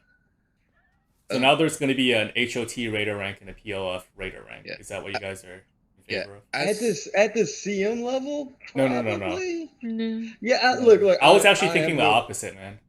Yeah, I think if you know all the raid CMs, you probably know all the raid CMs. I was thinking, Path of Fire. Yep. I was thinking the raid CM rank is you hop into a group and you full clear, like you full clear every single raid, including Doom CM, like that, and I'm not at that level yet. So that's what I'm thinking. Is anyone here who is actually? Han is, you probably are close to that, aren't you, Lauren? I'm not. You've like, got a couple quite there. Yeah. So you've got maybe 1 or 2 bosses you need to polish up on it. I think I do agree with the additional role for that CM. I think that that'll be good for that expansion and that kind of thing. I agree, but I also think that in terms of the challenge, we have not had anyone with experience that has the new expansion and the clearing. So I think that it's really important to have expansions for each one so that we can keep our roles for the future. I think it'll be easier instead of getting this all confused. I think we need to have specific roles for the CMs and just make sure that that's all clarified. Because if we have, for example, 1 and 2 and 3 roles, and then people will know, okay, this is what I'm doing, and they'll have that particular experience. And then if you have the new expansion, like for example, I think that if we're gonna have, I think we need to keep those roles for the raids. I keep the ranking, does that make sense? Yeah. That's just my opinion. Yeah, okay. So keeping... Sorry, go on. No. I was just... Okay, this kind of does bring me... I like like Saxon's point, and it does bring me to maybe a different tangent. I feel that right now CM people don't really encourage them to have a goal. They're kind of like, okay, you've cleared everything that you had to clear, like the most difficult content in the game. Here's your shiny title, and then we also expect you. Like, I feel there's a lot of overlap between teaching and CM, which I know we've talked about, but I feel that we're like, here's your shiny CM role. We now expect you to keep clearing what you're clearing and to also sometimes teach people. And we're not really giving people with the CM title a carrot to work with. And I understand that it's difficult because there's not a lot of them, but I feel that it would be good if we could have an incentive for them, like, oh, like we CM people should stop like working in the guild, should start working towards like Harvest Temples CM practice, new difficult content that we can give them, like, I don't know, something only available to CM ranks that it's not an actual core for them to do. What happens when they clear Harvest Temple CM though? Then you're at the same problem again. Yeah, that's a game Uh, problem. That's start not something working we're on gonna speed solve. tickets. And Yes. honestly, so the thing with that is this is why I wanted to start off with the concepts first, right? Like the point of these goals is not cosmetic, it's function, right? So um the purpose that these roles have to serve a purpose, pragmatic purposes. This is what having a role means, right? It means that you're Yeah. recognized as being experienced when you're signing up for groups. So when you sign up for something, the raid leader who doesn't know you doesn't have to question what does this person know, what does this person not roll. Even if they only know like 2 different roles, like they are gonna be proficient in that, and I'm not gonna have to like babysit them through mechanics and stuff like that, right? And then also another pragmatic point that it means is that it also affects their ability to form groups, right? So if you don't have the Fractal CM rank, you can't, and you post in the Fractal CM channel, like, hey, I'm looking for a CM group, then people might look at that and be like, okay, like this person might not be experienced in CM, but they're looking for a CM groups, right? If you have the training rank even, you actually can't post in the Fractals, right? Or sorry, you can't post in the raid channel. You can see the raid channel, but you can't post in it. If somebody posts for a training group, you can sign up with a bot or you can react, but you can't actually post and say like, hey, I want to do this. So hosting for a group, there's actually a 4th type of group that I didn't mention, and that's a pug group, right? I want this community to be a resource to outside communities as well. I want our verification and our roles and our requirements to make so much What kind of sense. group was that? What kind of group was the 4th Pug. group? Pug. PUG. Pug. Yeah. Pickup group. It just, I still don't, I don't know. Maybe it's me who doesn't understand. I still, like, are you saying that because my point was not really what you intended for the group to, like, for the CM? I was just saying that essentially I feel that CM people don't really have a goal that they can work towards. It's just, you give them that and it's like, well, now you can just make your own signups and everything. And it just feels kind of like, why would I as a CM person stay in this guild despite liking you people, I guess? Well, yeah, like I was just about to say actually, because it gives you, because this group would be a resource for your outside groups, right? Like let's say you have your own static and you're clearing EOD strikes with your group of 9 other buddies on the regular, and you already have a static, right? But if you are if you go through our verification system, then and like a couple of your buddies like leave or whatever, and you need to fill, you don't need to just ask your friends who are in other statics. You can just go into the OCD Discord. You can go into the CM Strikes channel, ping the CM Strikes role, and anybody who responds to that and joins, that they're already experienced. So that already means that OCD is more valuable than any other community that just self-nominates themselves as experienced in strikes. For example, the built-in game LFG, right? So my point is to say that I want these ranks and roles to serve a function, so that this community can be a resource, not just within OCD. I love you guys who are all here participating, active. It's great. But I also want our members to be a resource to outside communities, so that we can fill for other groups, and so that we have that, I guess, reputation as like, oh, like and I'm gonna ask OCD first, because if I ping and somebody from OCD joins and they are of this rank, then it's gonna go better than posting in other groups, So that's why. Can I just say that as a new raider, definitely have Heart of Thorns. Split. Yeah, because going from like wing 4 to like wing 5 just slaps you about. Okay. Well, that's but that's only wing 5. The other 2 are easy. I find Twin Lagers very difficult, but that's probably because I only play power DPS. But I also think that maybe doing that as well would help. Like everyone I've talked to have said, POF raids are slightly more difficult than Heart of Thorns, and I think maybe having it and also telling people these are the good ones to start with, because do you really want people jumping into like Wing 7 for their first raid? Wonders brought me into Soulsor CM. It went well. Yeah, I remember getting We dragged brought into people into CMs too. Yeah, keep construct. First time I saw it, had to do it on CM. Ooh. The But CM is really not different than oh yeah, normal it's mode, literally though, just so. don't stand on the outside ring. I know. But I think having, or maybe just having like a guide of these are the great wings to start on, would be nice for Yeah, I newer do like that players. idea. Yeah, so here's what I think would be the advantage of that, right? It does make things a little bit more accessible, so that somebody who is experienced in HOT wings but not POF wings, if somebody's posting like, oh, like we're gonna do, we're gonna do like a wing 4 clear tonight, like, and they're like, oh well, like I've actually, like I used to raid every single day, sell wing 4, like when it first came out, and then I just took a break and haven't played any of the POF. It's very sad sauce for them if they're just like going to be a lowly plebe of a training rank, right? So for those people, they can be like, oh, I'm super experienced with HOT, I can have the HOT experience rank. I'm not experienced in POF, so that when I sign up for a POF rank, then I am considered just a trainee and not experienced, and have that not be lumped together, because there are a lot of raids. So is that the general idea that I'm getting from you guys, or?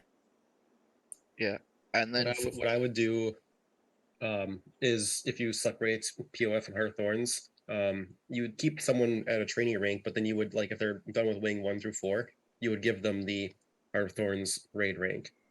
But they'd keep the trainee rank so people know that they're still a trainee for 5 through 7. Yeah, And yeah. I wouldn't even split it 1 through 4 and 5 through 7. I would split it 1 through 3, or 4 and 5, 6 and 7.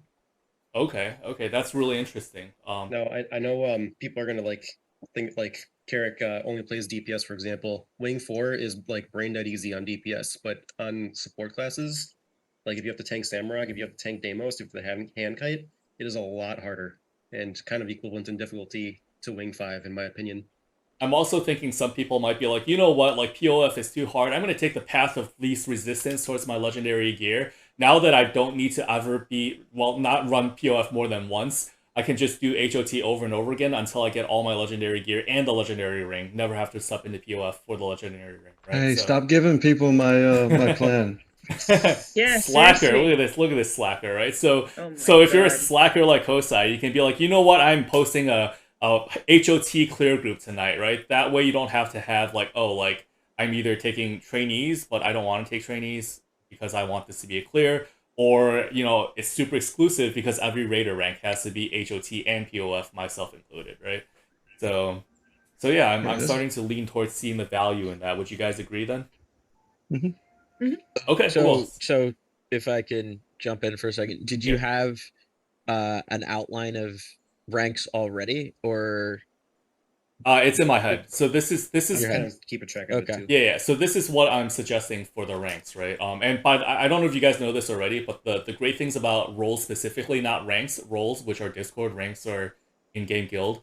But the great thing about roles is that, as we mentioned earlier, they are tags. So everybody who, unless you have the CM rank, you have the training rank. So even if you have the Raider rank, you actually also have the training rank, because you could be training when it comes to Fractal T4s, right? You could have never stepped into a Fractal before. So I'm really thinking about actually three ranks, and that's training, experienced, and CM. And then the roles would be training, and then the experience roles are fractals, and I guess like at this point it'd be T4 fractals, it'd be HOT Raider and POF Raider, and then the roles at the CM rank level would be strike CMs, fractal CMs, raid CMs. So what do you guys think about that?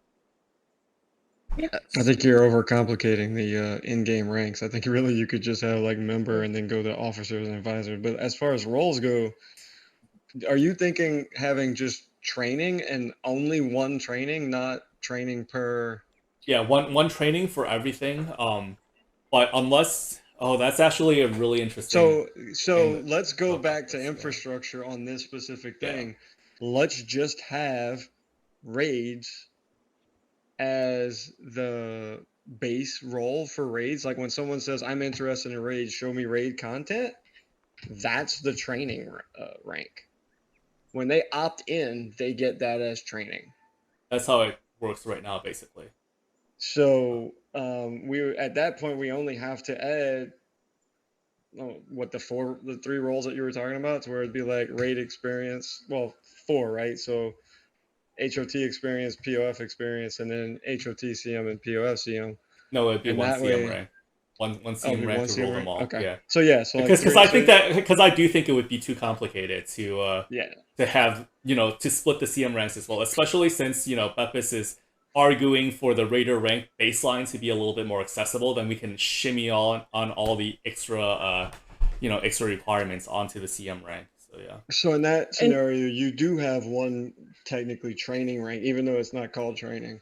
You do have one training rank per content type, which kind of kills your idea of what you were talking about earlier, where like, you're right. Because if you see raid and only see HOT experience, then then you that they're assume that they training. don't have Exactly. POF. Exactly. Yeah, Yep. okay. Yeah, So, and because these things aren't mutually exclusive because they're tags, right? You can have the Yeah. HOT and POF tag, but not the CM tag. Yep. So how does someone move from the training raid rank to POF rank, and how does that align with a training group, a practice group, a clears group? Okay, Because so we're not separating out at the same level. So the easy answer is technically it's a manual process. There's no really other way to do it. Yeah. Where I'll let It's- Wonders well, no, handle the so- way more complicated answer. I think So I apologize. I didn't, I guess, explain that very well. If you have only 3 ranks, CM, a wing, and then base raider, therefore you don't have any filter for training, practice, clears, and No, anything beyond that. I do understand your question now, I think. So let me know if this answers it, right? So I defined training groups, practice groups, and clear groups by two ways. One, by the expectation, both of the player and both of the outcome, right? So the expectation of the player and the expectation of the outcome. And two, as a general suggestion, by the composition of the team. So that being said, if you are posting a clear for wings 1 to 4, or sorry, you're posting a full clear, right? This is gonna be a 4-hour slog, boys. Like we're gonna do all 7 like wings in one night in one go. Then that could be a little bit more complex, because then you can have people signing up and you can see that like they only have the HOT or only have the POF Raider rank, which means they're only experienced in those ranks. Or you can have somebody sign up. But in general, like at least so far in the guild, I've only been posting training, or I've been posting runs for like one wing at a time, right? So at most, I can see somebody being like, tonight I want to jam out all the HOT wings, right? So if that's the case, and people are signing up for that, or all the POF rings, they can sign up wings. They can sign up for all the, like 5 through 7 clear in one night. If they only have the HOT Raider rank, then you know that they are actually considered a trainee and not an experienced in POF. Does that make sense? So you would look at them, and even though they have a HOT Raider rank, you wouldn't consider them, like experienced in POF. You would consider like, okay, for the purposes of the group comp, if this was a clear group for POF, they would be given, the second seat. They would have one of the 2 training spots, if we allow that at all. If we've got 10 people with the POF rank, then this person with the HOT Raider rank will not be able to join our group. Does that make sense? It does. Yeah, that's how I explained it. So it does. I guess in my mind, it having the base rank as Raider across the board, I'd almost rather separate it and have it be, Let me cut you off there, just because I think Kosai unfortunately introduced a misconception. So his baseline Raider rank is actually just a invisible roll reaction that allows you to even see the channels. It's not like forget he said that. The baseline is training. The baseline is training. There is no baseline raider Understood. rank. Okay, Yeah. so baseline is training. So, okay, so if I'm leading something, I can't see that. Yeah. Normally, I mean, as an advisor, you can basically see everything. You can Right. ping So, rolls that you but can. There is there's no such thing as an invisible roll. No, there Yeah, isn't. but basically, this baseline roll that Kosai was talking about, it's a react roll. It's self-nominating, which means that it's the same as every other Discord, which means that it's basically meaningless in terms of skill, right? So the only skill verified rolls are training, which means that you at least can read and have geared yourself out according to a guide, right? And then the next level of verification would be the Raider roll, which we're splitting into HOT and POF. Oh, I missed that. I didn't realize you were verifying the training roll as well. Yeah, every single trainee has the right gear. Like that's because you've been slacking, man. I alone have been going through the register and like looking at people's bills and making sure that it's like the same as Snow Crow's. Yeah. So then there's nothing beyond verification other than I guess it's just CM across the board. Yeah, so this is basically so the next part we're gonna talk about. So first we're talking about what the ranks are, right? So next we're gonna talk about what the requirements for these ranks are. So we've just established that the ranks are gonna be HOT and POF, and then each of the different strike content CMs, right? So the different levels of verification that we can talk about next would be what are the requirements for you to get the training rank. It's basically join the guild and have a meta build, and you know give us your word that you know how to play it because you've taken it to a DPS golem or you've brought it to normal most strikes or whatever, right? So that's training. The next level of experience would be either just the experience rank in game, which maps over to the Fractal T4 role or the HOT Raider role or the PF Raider role. That is going to have one level of requirements in terms of experience, and then the level above that would be the Raider CM rank, or sorry, Raider CM role. So 3 levels of experience here: training, Raider split into POF and HOT, and then also CM level. Does that make sense?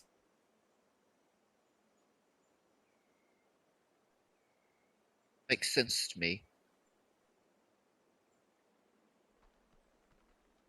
Makes sense to everybody else? Anybody else got questions or issues with that? Or going straight from like training to like with some experience like Raider rank or whatever all the way to CM seems like a jump, but maybe yeah. I mean, right now the named. Right now the jump is from training to even the base Raider rank, right? So now we're making the base Raider rank lower and we're splitting it in 2 and then just kind of offshoring more of that onto the CM rank. So what do you guys think? I would agree with Lauren that it just seems like large jumps.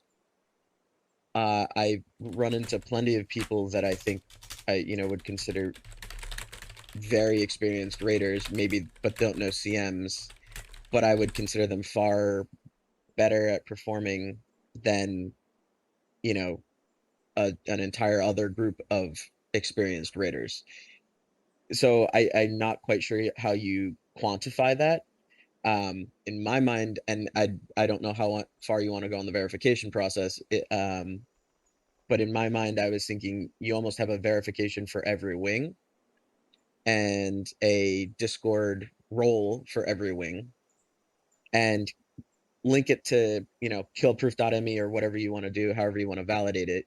But there is API proof that you've cleared it, and then that becomes like a new rank, because someone may be be able to clear something once or twice and it went well, but they're still not that familiar with it, versus someone who clears it every day, maybe doesn't do CMs but knows the fights inside and out.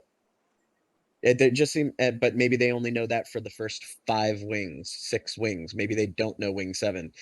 So it almost feels like they're too grouped.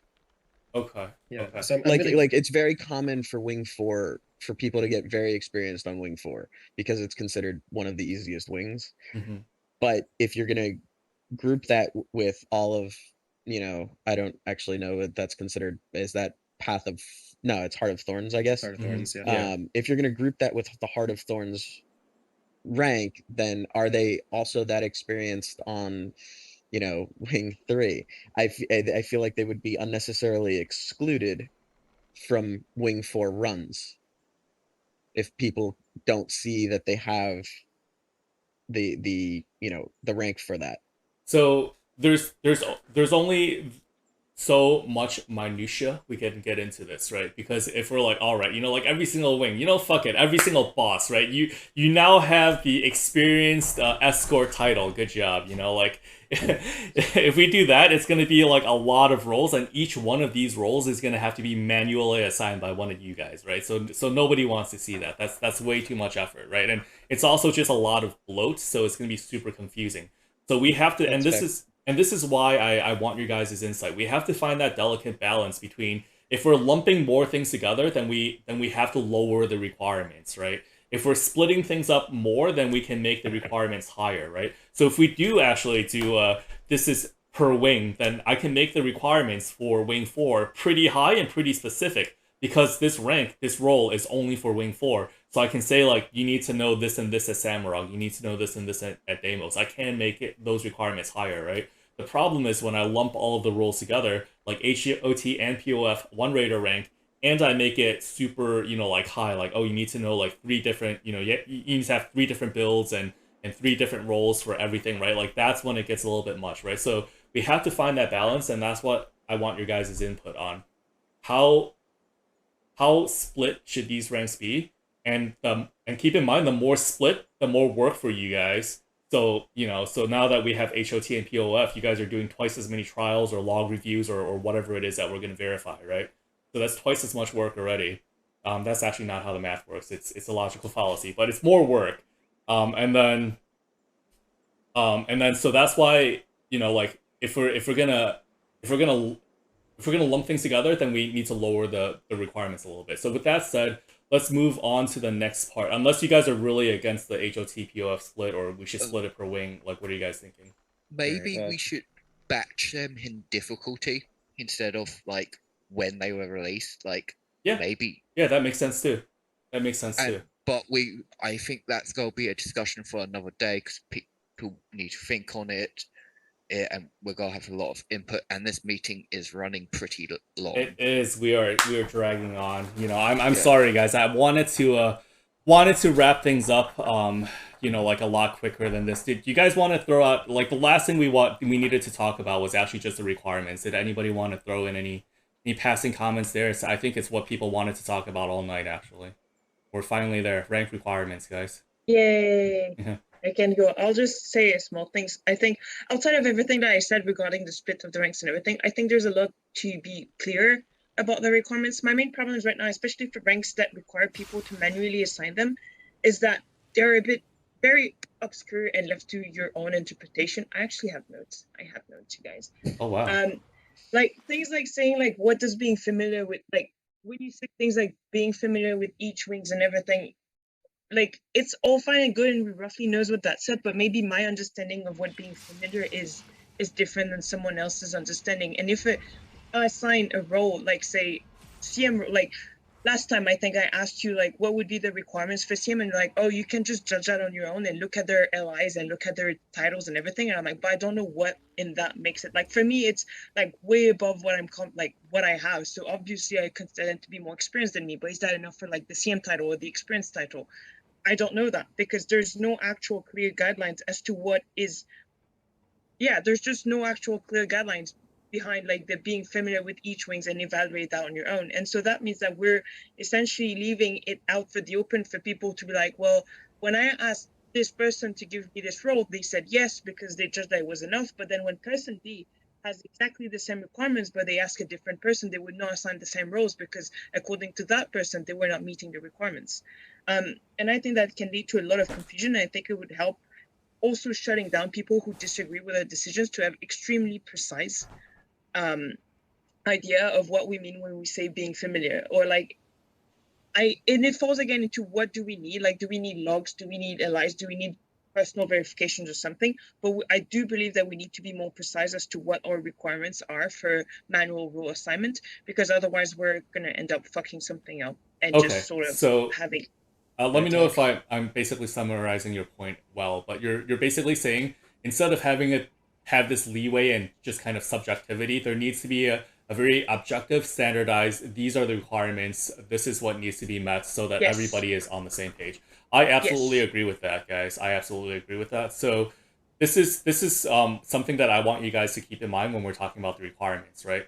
If we make the requirements KP, that's very easy because then any of you, if Bepes knows that like the KP for CM fractal rank is like this many UFEs or whatever, she goes in, she looks at the KP.me, and then if it's there, I promote them. If it's not there, I don't promote them. Boom, easy job, right? Like if it's so KPs are actually very easy.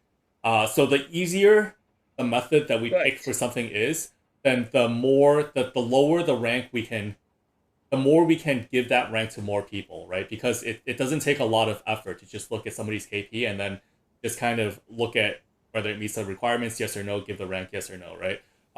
If we, flawed. but it is also flawed. It is also flawed, and what Pan wanted to bring out, what we were talking about, is that it is actually very flawed for determining higher skill levels, right? So for higher roles, it's going to be more intensive, and this is what it's going to mean.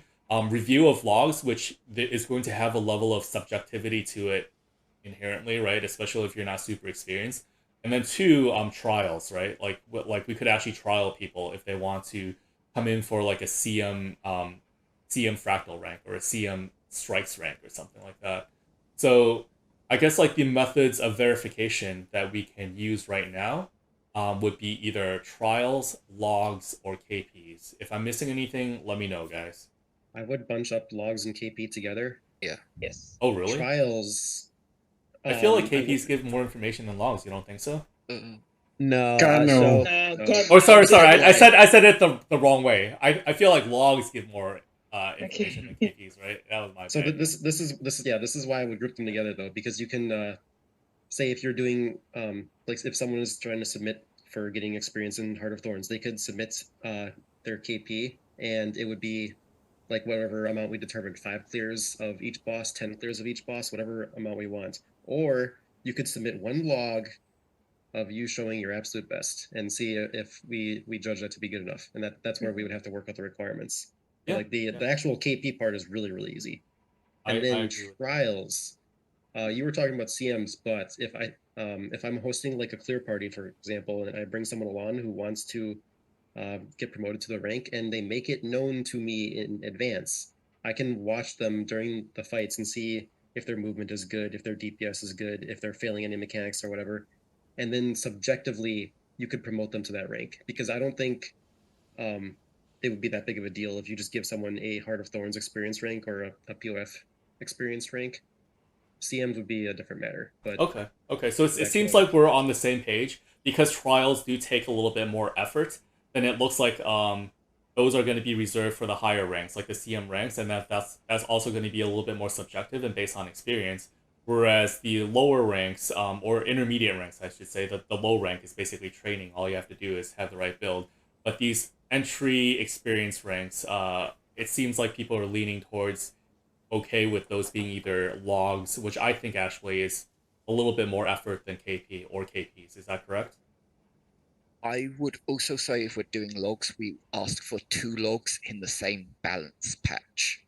Because I don't just want... that's a good idea. Yeah, I was thinking that too, yeah. Yeah, because if it's in the same balance patch, if you're benching like 30k one balance patch and then they nerf you down to 30k, they're very hard to compare unless you know what nerf happened. But we're like, yo, in the same balance patch, if you're like having these massive discrepancies, we can be like, you need to work. You need to work on it a little bit more. This is the reason why we're denying you, so that they get feedback on. We're not being arseholes. This is just, it doesn't look good. Could you work on it? Yeah. And if they're like, okay, come back. Here's 2 new logs. Oh, you're within 1% of each other, near the top of the DPS table. Here you go. Yeah, I agree with this. Also, because having logs and having very clear, precise requirements for people essentially leaves them no door open to backtalk us and just argue with us. Like, here are requirements, here what we require, you do not meet these requirements because of this and this and this reasons, and it's extremely clear. It's clear. It's not just, well, I don't agree with this and it's my own opinion or anything. It's like, you had to meet these requirements, you knew in advance you had to meet them, you submitted, you do not meet these requirements. What can the person say after that? They can disagree all they want, but it's very objective and it's very clear and it's very transparent why Okay. they're being rejected. Does anybody else have any? Go on. Yes. I would be very careful using kill proof, specifically as a benchmark. I'll take myself for example. If you go to killproof.me and look at my kill proof, I have almost 0 for most bosses because I just always instantly deposit it. You have to go in, Yeah. you have to collect it, you have to refresh the site to make sure that it picks that up off your API. I don't think I'm inexperienced on most fights. No.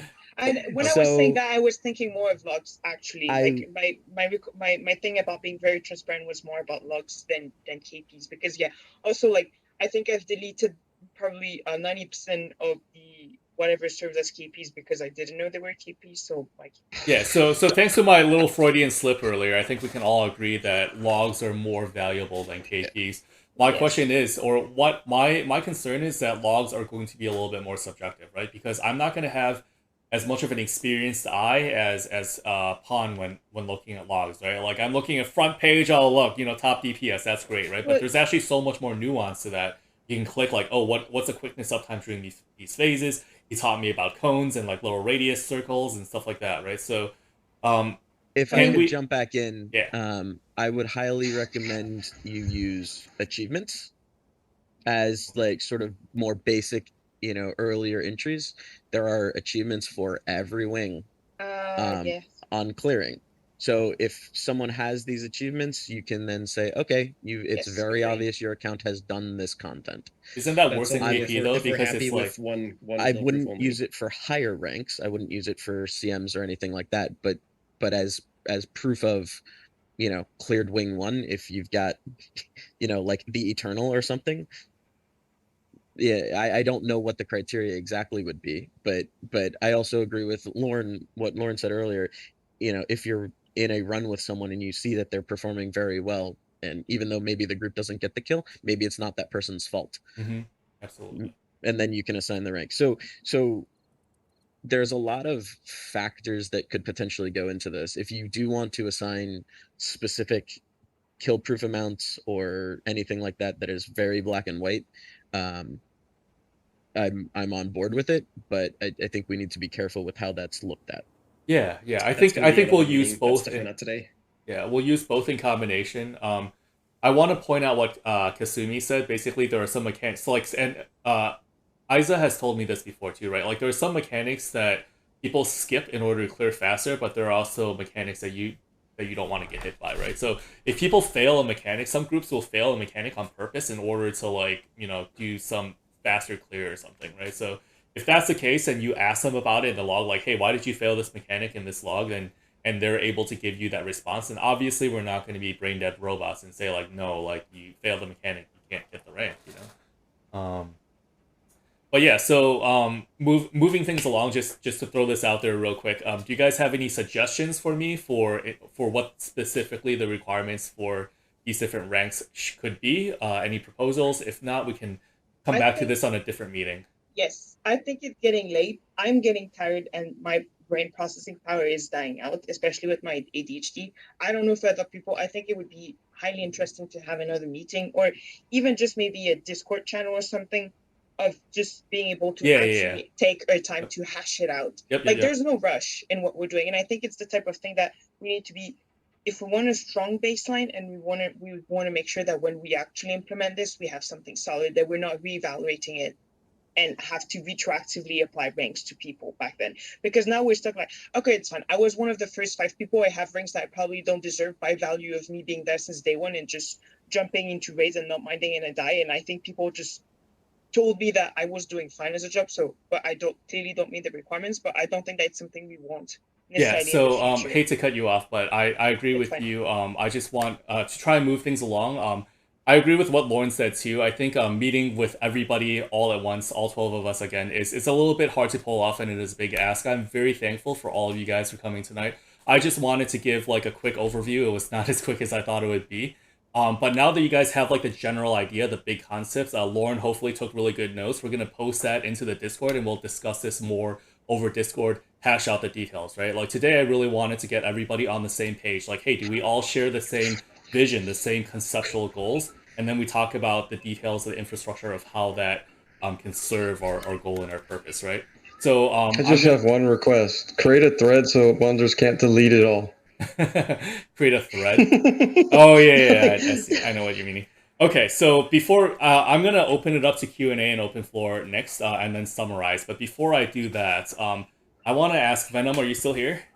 No, he left a huge while ago. Okay, an hour ago. I wanted to ask him why he gave Obi the fractals rank, because like Obi had like 0 UFEs and like and basically just like not like I ran with him in raids a couple times. He's a great guy, but he has like one build and it's like the warrior and it's power brain. Yeah, like that's his only build, and he had like nothing on KP that showed anything.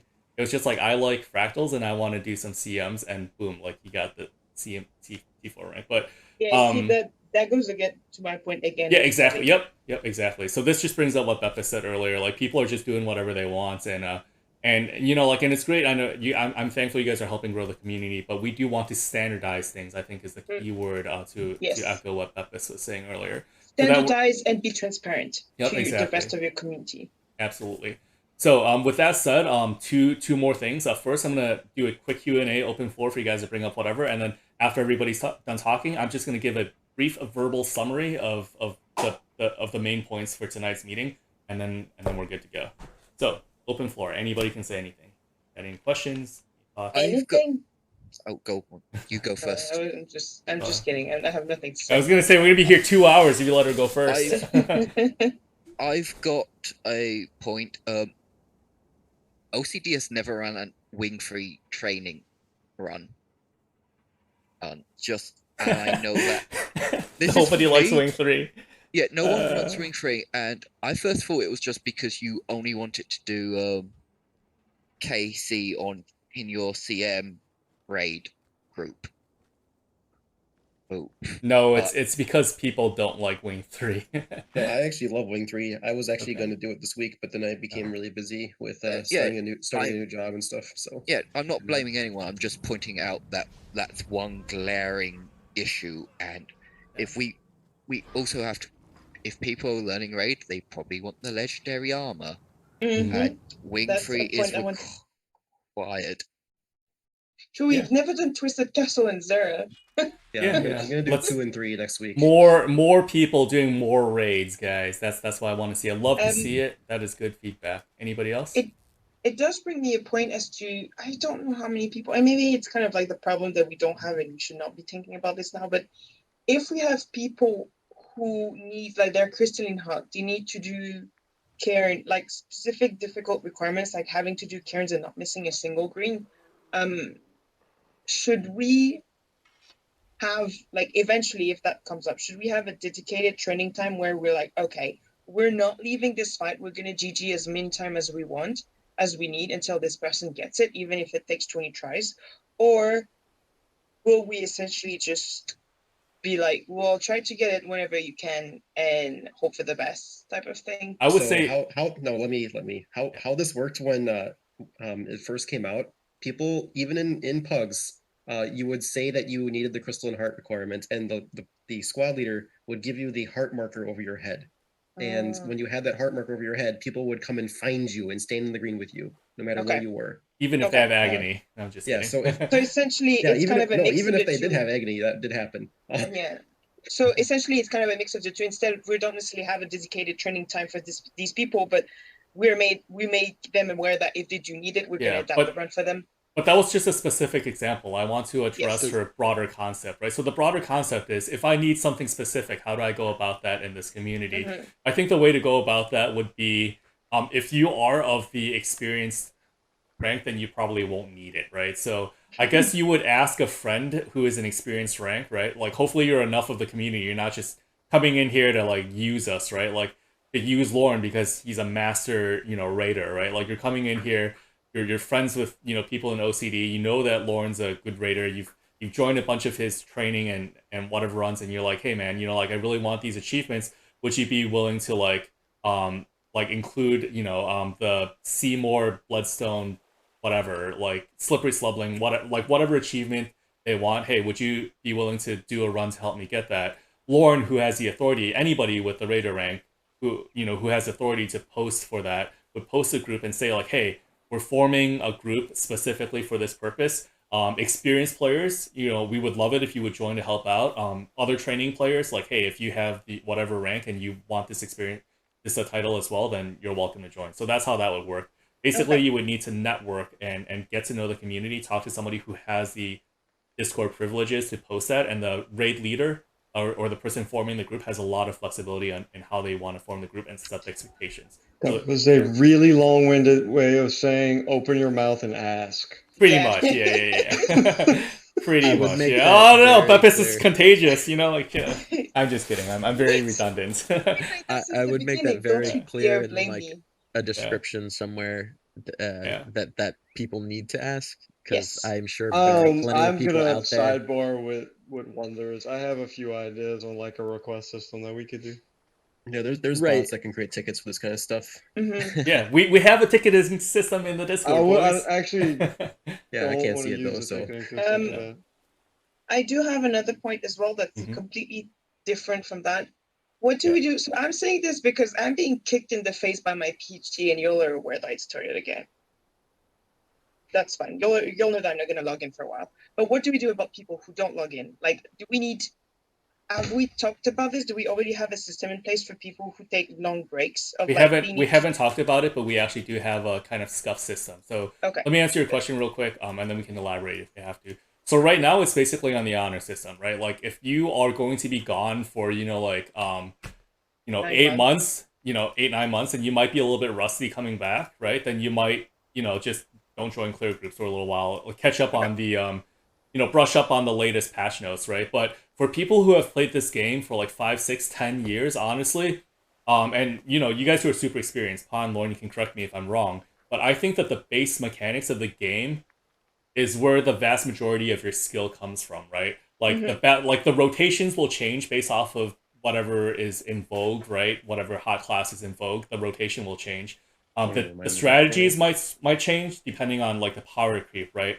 But knowing to stand in green circles and to position yourself at different places, and if you know the encounter well, like strategies might change, the rotation might change, but it's like riding a bike in terms of picking up the core mechanics of the game, knowing to dodge and knowing to, like avoid teleports at Veil Guardian, stuff like that. Like, you guys have taken years break from the game and you can still just hop in and tank VG, right? So that's my take on I mean, it. that's because VG's requirements are so goddamn low. Yeah, Like, you only need like 40% I did that with DPS, Wing but- 7. My I walked I in did that never with doing it Solis before, Horror, guys. and my killed argument everyone. is you guys know how to dodge, you guys know how to cleanse condies, you guys know how to break stuns, like stuff like that. Like that's not specific to encounter. That's like playing the Guild Wars 2 like riding a bike, right? So one, I think those things will stay. Two, there actually is, if you look in the guild, there is a retired vet rank. So if you're point. gone for like 2-3 years or something, or you're like super noob, like then I might demote you to that like retired vet rank. In which case, like, hey, once you brush up, then it's kind of like a lighter trial period.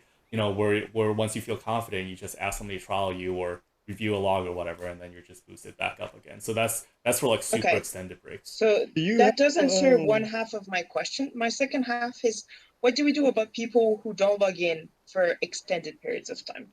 Like, and they don't warn, like, fine, I told you I'm not going to log in for 9 months and you're with that, so you don't see me and it's fine. I'm still there. And technically I'm still on the Discord, I'm still here, I'm still participating. But people who suddenly disappear and you don't hear for them for like month and month and month, do we kick them? Do we still leave them in the guild? Yeah, just leave them in the guild. There's no harm, no foul, right? Like once if we get to the point where we're talking about like we are at 500 and like we want more people in the guild, then yeah, I'm gonna start rifting people out if they haven't been if they haven't logged on in like 6 months and they didn't say anything, right? But that's when I start like You could just picking do the people, the VIP method of making a second guild.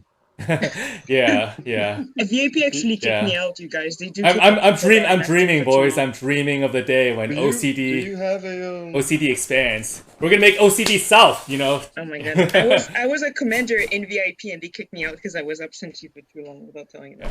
Imagine. I was actually the one who started the raid program back when VIP was known as evil. Oh my god, really? Yep. All right. Any other Um, questions or points before I summarize the meeting, guys? Could you make it so that like medium or training people can reply to like messages in a channel where they're tagged? Because That's a example, whole nother conversation that me and Yeah. Wonders are yeah, gonna it's have. just like when you ping me and you're like, oh, you're learning greens. I can't go. Okay, I struggle with this mechanic. I can only react. Yeah. I know that. I actually feel like Aliva has a bunch of lacking things. Like it's really good at some things, but until they come out with a thread per event, I feel like it's lacking a few things. Okay, it's just something. But it is on the table. We know that it is on the thread per event is on their backlog, and when that hits, it's going to solve that problem because you're going to end up with a thread for that event, and y'all can have whatever conversation y'all want for that event. Okay, cool. I just wanted to make sure that's there because that's a pain point. And maybe another thing, maybe templates if you want to run wing like one, maybe having like a template in Aliva or something. Oh, I do. It's already on there. Yeah, I Okay. manually Venom and I think Soxon will be able to tell you this, but I had them like look up freaking Soxon was like looking up YouTube videos and like screenshotting like the button on Zera because I'm like Soxon, I want that button as an emote for the thing. So like that's all been set up, you know. Okay. Yeah, and maybe just like a FAQ or how to use a lever because yeah. If you're looking at if you're interested in leading, I'll definitely walk you through that. Just at any time, just say like, hey, I want to lead this. Can you walk me through the steps? I'll have you screen share your Discord with me, and then I'll be like, click there, do this, and then I'll like walk you through it. So yeah, definitely a thing. Yeah, because I might then write a guide and have it like pinned somewhere for. Oh, that would be amazing. You know, that would actually be really amazing if you could write a guide with like screenshots and things like that. Yeah, so other people learn how to use it. That would be amazing. Just because I want to run like IBS easy free because I think that's a great thing to get people in and doing. That's awesome. But I have no idea what I'm doing with a fever. Yeah. Well, but Leva's biggest pain point won't get solved by the update, and that's just time. It's the fact that they use a UTC time. So I do want to officially wrap up the meeting with a summary, but we can of course continue hanging out. I just want to be respectful of people. Yeah, okay. We're still here. Yeah, so, I need to go a bit. Yeah. So just to quick wrap up the main points that we talked about, because I want you guys to keep these in mind as we continue the discussion on Discord, right? Okay, so the vision is basically to create a guild where our ranks mean something. So people from outside OCD can look at our guild and be like, I want to pull somebody with this rank because you know that means that they've met these qualifications and they're a better bet than you know just the LFG, right? So and then for people within the community to be like, oh, okay, like these are the people that signed up. These people I can expect this from.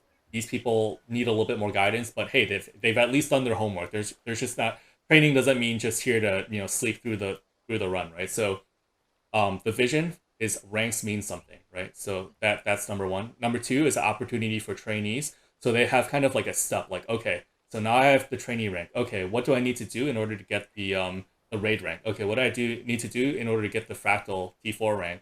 And then how do I get the CM rank to give them that progression? So we're going to do this by two different ways, basically by defining the different types of groups, right? There's going to be training groups, which is 1 or 2 leaders, and all the other slots prioritize trainees. We're going to have practice groups, which is going to be basically a mix of both. Experienced players either learning new roles in that group. So you're experienced with encounter, but you're trying to learn a new role or a new specialized role, or you're not experienced, or you're kind of like semi-experienced, and you're just sticking to a comfortable role because you want to get even better and more familiar with encounter. That's a practice group. And then there's a clear group, which was very controversial. We stuck on that for like an hour, but I would say like 0 to 20% trainees are allowed. The rest are experienced. The expectation is you clear it within 1 or 2 polls, the very minimal mistakes, right? And by trainees, I mean, you know, people who are practicing, who are Progression already, players. progression level, right? So and then so that's the definition of the groups. We also talked about different ranks. The proposal is to restructure all the requirements, which we will talk about more. In game, there will be basically 3 ranks. There's going to be the training rank, there's going to be the experience rank, and then there's going to be the CM rank. On the Discord, that's going to map over so that training is the training role. Experience rank is going to be either HOT raids, POF raids, or Fractal T4s, and then the CM rank is going to be CM rank for each type of content. And then those ranks, those roles on Discord will have to be manually assigned by you guys, the advisors who have admin privileges. So don't mess up my Discord because I have to give you guys mods, you know. So that's something to keep in mind. So with that said, I just wanted to leave you guys with a few notes on how you guys can help out with growing the OCD community. You guys have already been a huge help already. Number 1, please don't mute the Discord. Please, please, please. My leaders, do not mute the Discord. If you find that you're getting way too many notifications from Discord, let me know. That is valuable feedback, right? Because you shouldn't be, you know, waking up to OCD Discord at 4 a.m. in the morning getting pings that aren't relevant to you. You know, like you should be able to control the notifications you get very well and very efficiently. And if you're not and you're feeling frustrated because you're getting too many notifications, let me know so that I can troubleshoot and redesign the Discord so that we can address the root of the issue instead of having you guys mute the Discord. So that's number 1. The top 3 most helpful things you guys can do: lead more groups, even if it's just like Ice Fruit Saga or OCD or EOD strike missions like Herrick wanted to do. Lead more groups. That would be great. Number 2 would be reviewing logs, helping me review logs and grant roles, whatever the requirements are going to be. We're going to need more people to learn how to read logs and review them and grant the roles, and then trialing applicants. So as advisors, that's something that I rely very heavily on you guys initially until we build up that momentum, build up that base of players where we can, like, if you have a bunch of CM players and you basically just need one advisor in the group and everybody else can be the same CM rank, and then you're trialing one person who is basically, you know, trialing for the CM, right? So like, for example, like Lorne and then, you know, like 8 other people who are not advisors but they are of the raider rank can trial somebody, for example. And then other ways, join groups as experience fill, host pug groups, even if you're a part of other communities, just increase activity in OCD. Help me by responding to guild invites. Carrick, you do that for me a lot, so thank you, Carrick. Venom does that for me a lot as well. Basically, just there's no verification required, right? If people request a guild invite, send it to them, you know? Oh, and a quick note on that, if you guys are closing threads for people posting the requirements, don't do whatever Venom was doing. He was like muting the threads or something. Just right click and hit close thread. So that's how you guys do that. Yeah, and then one final last note, as a request for me, all of you advisors, if you can go over to the introduction channel and then post a little blurb about yourself, just so that I have all of the OCD leaders on there. You don't have to, but it would be nice if you tell us a little bit about yourself, like your history and experiences in Guild Wars 2, anything about your IRL careers, passions, expertise, hobbies, whatever. Just tell us a little bit about yourself in introductions. Would love to have that from my leaders. So yeah. Any questions? I think I got that all. You did catch all of that in your notes, huh? Nice.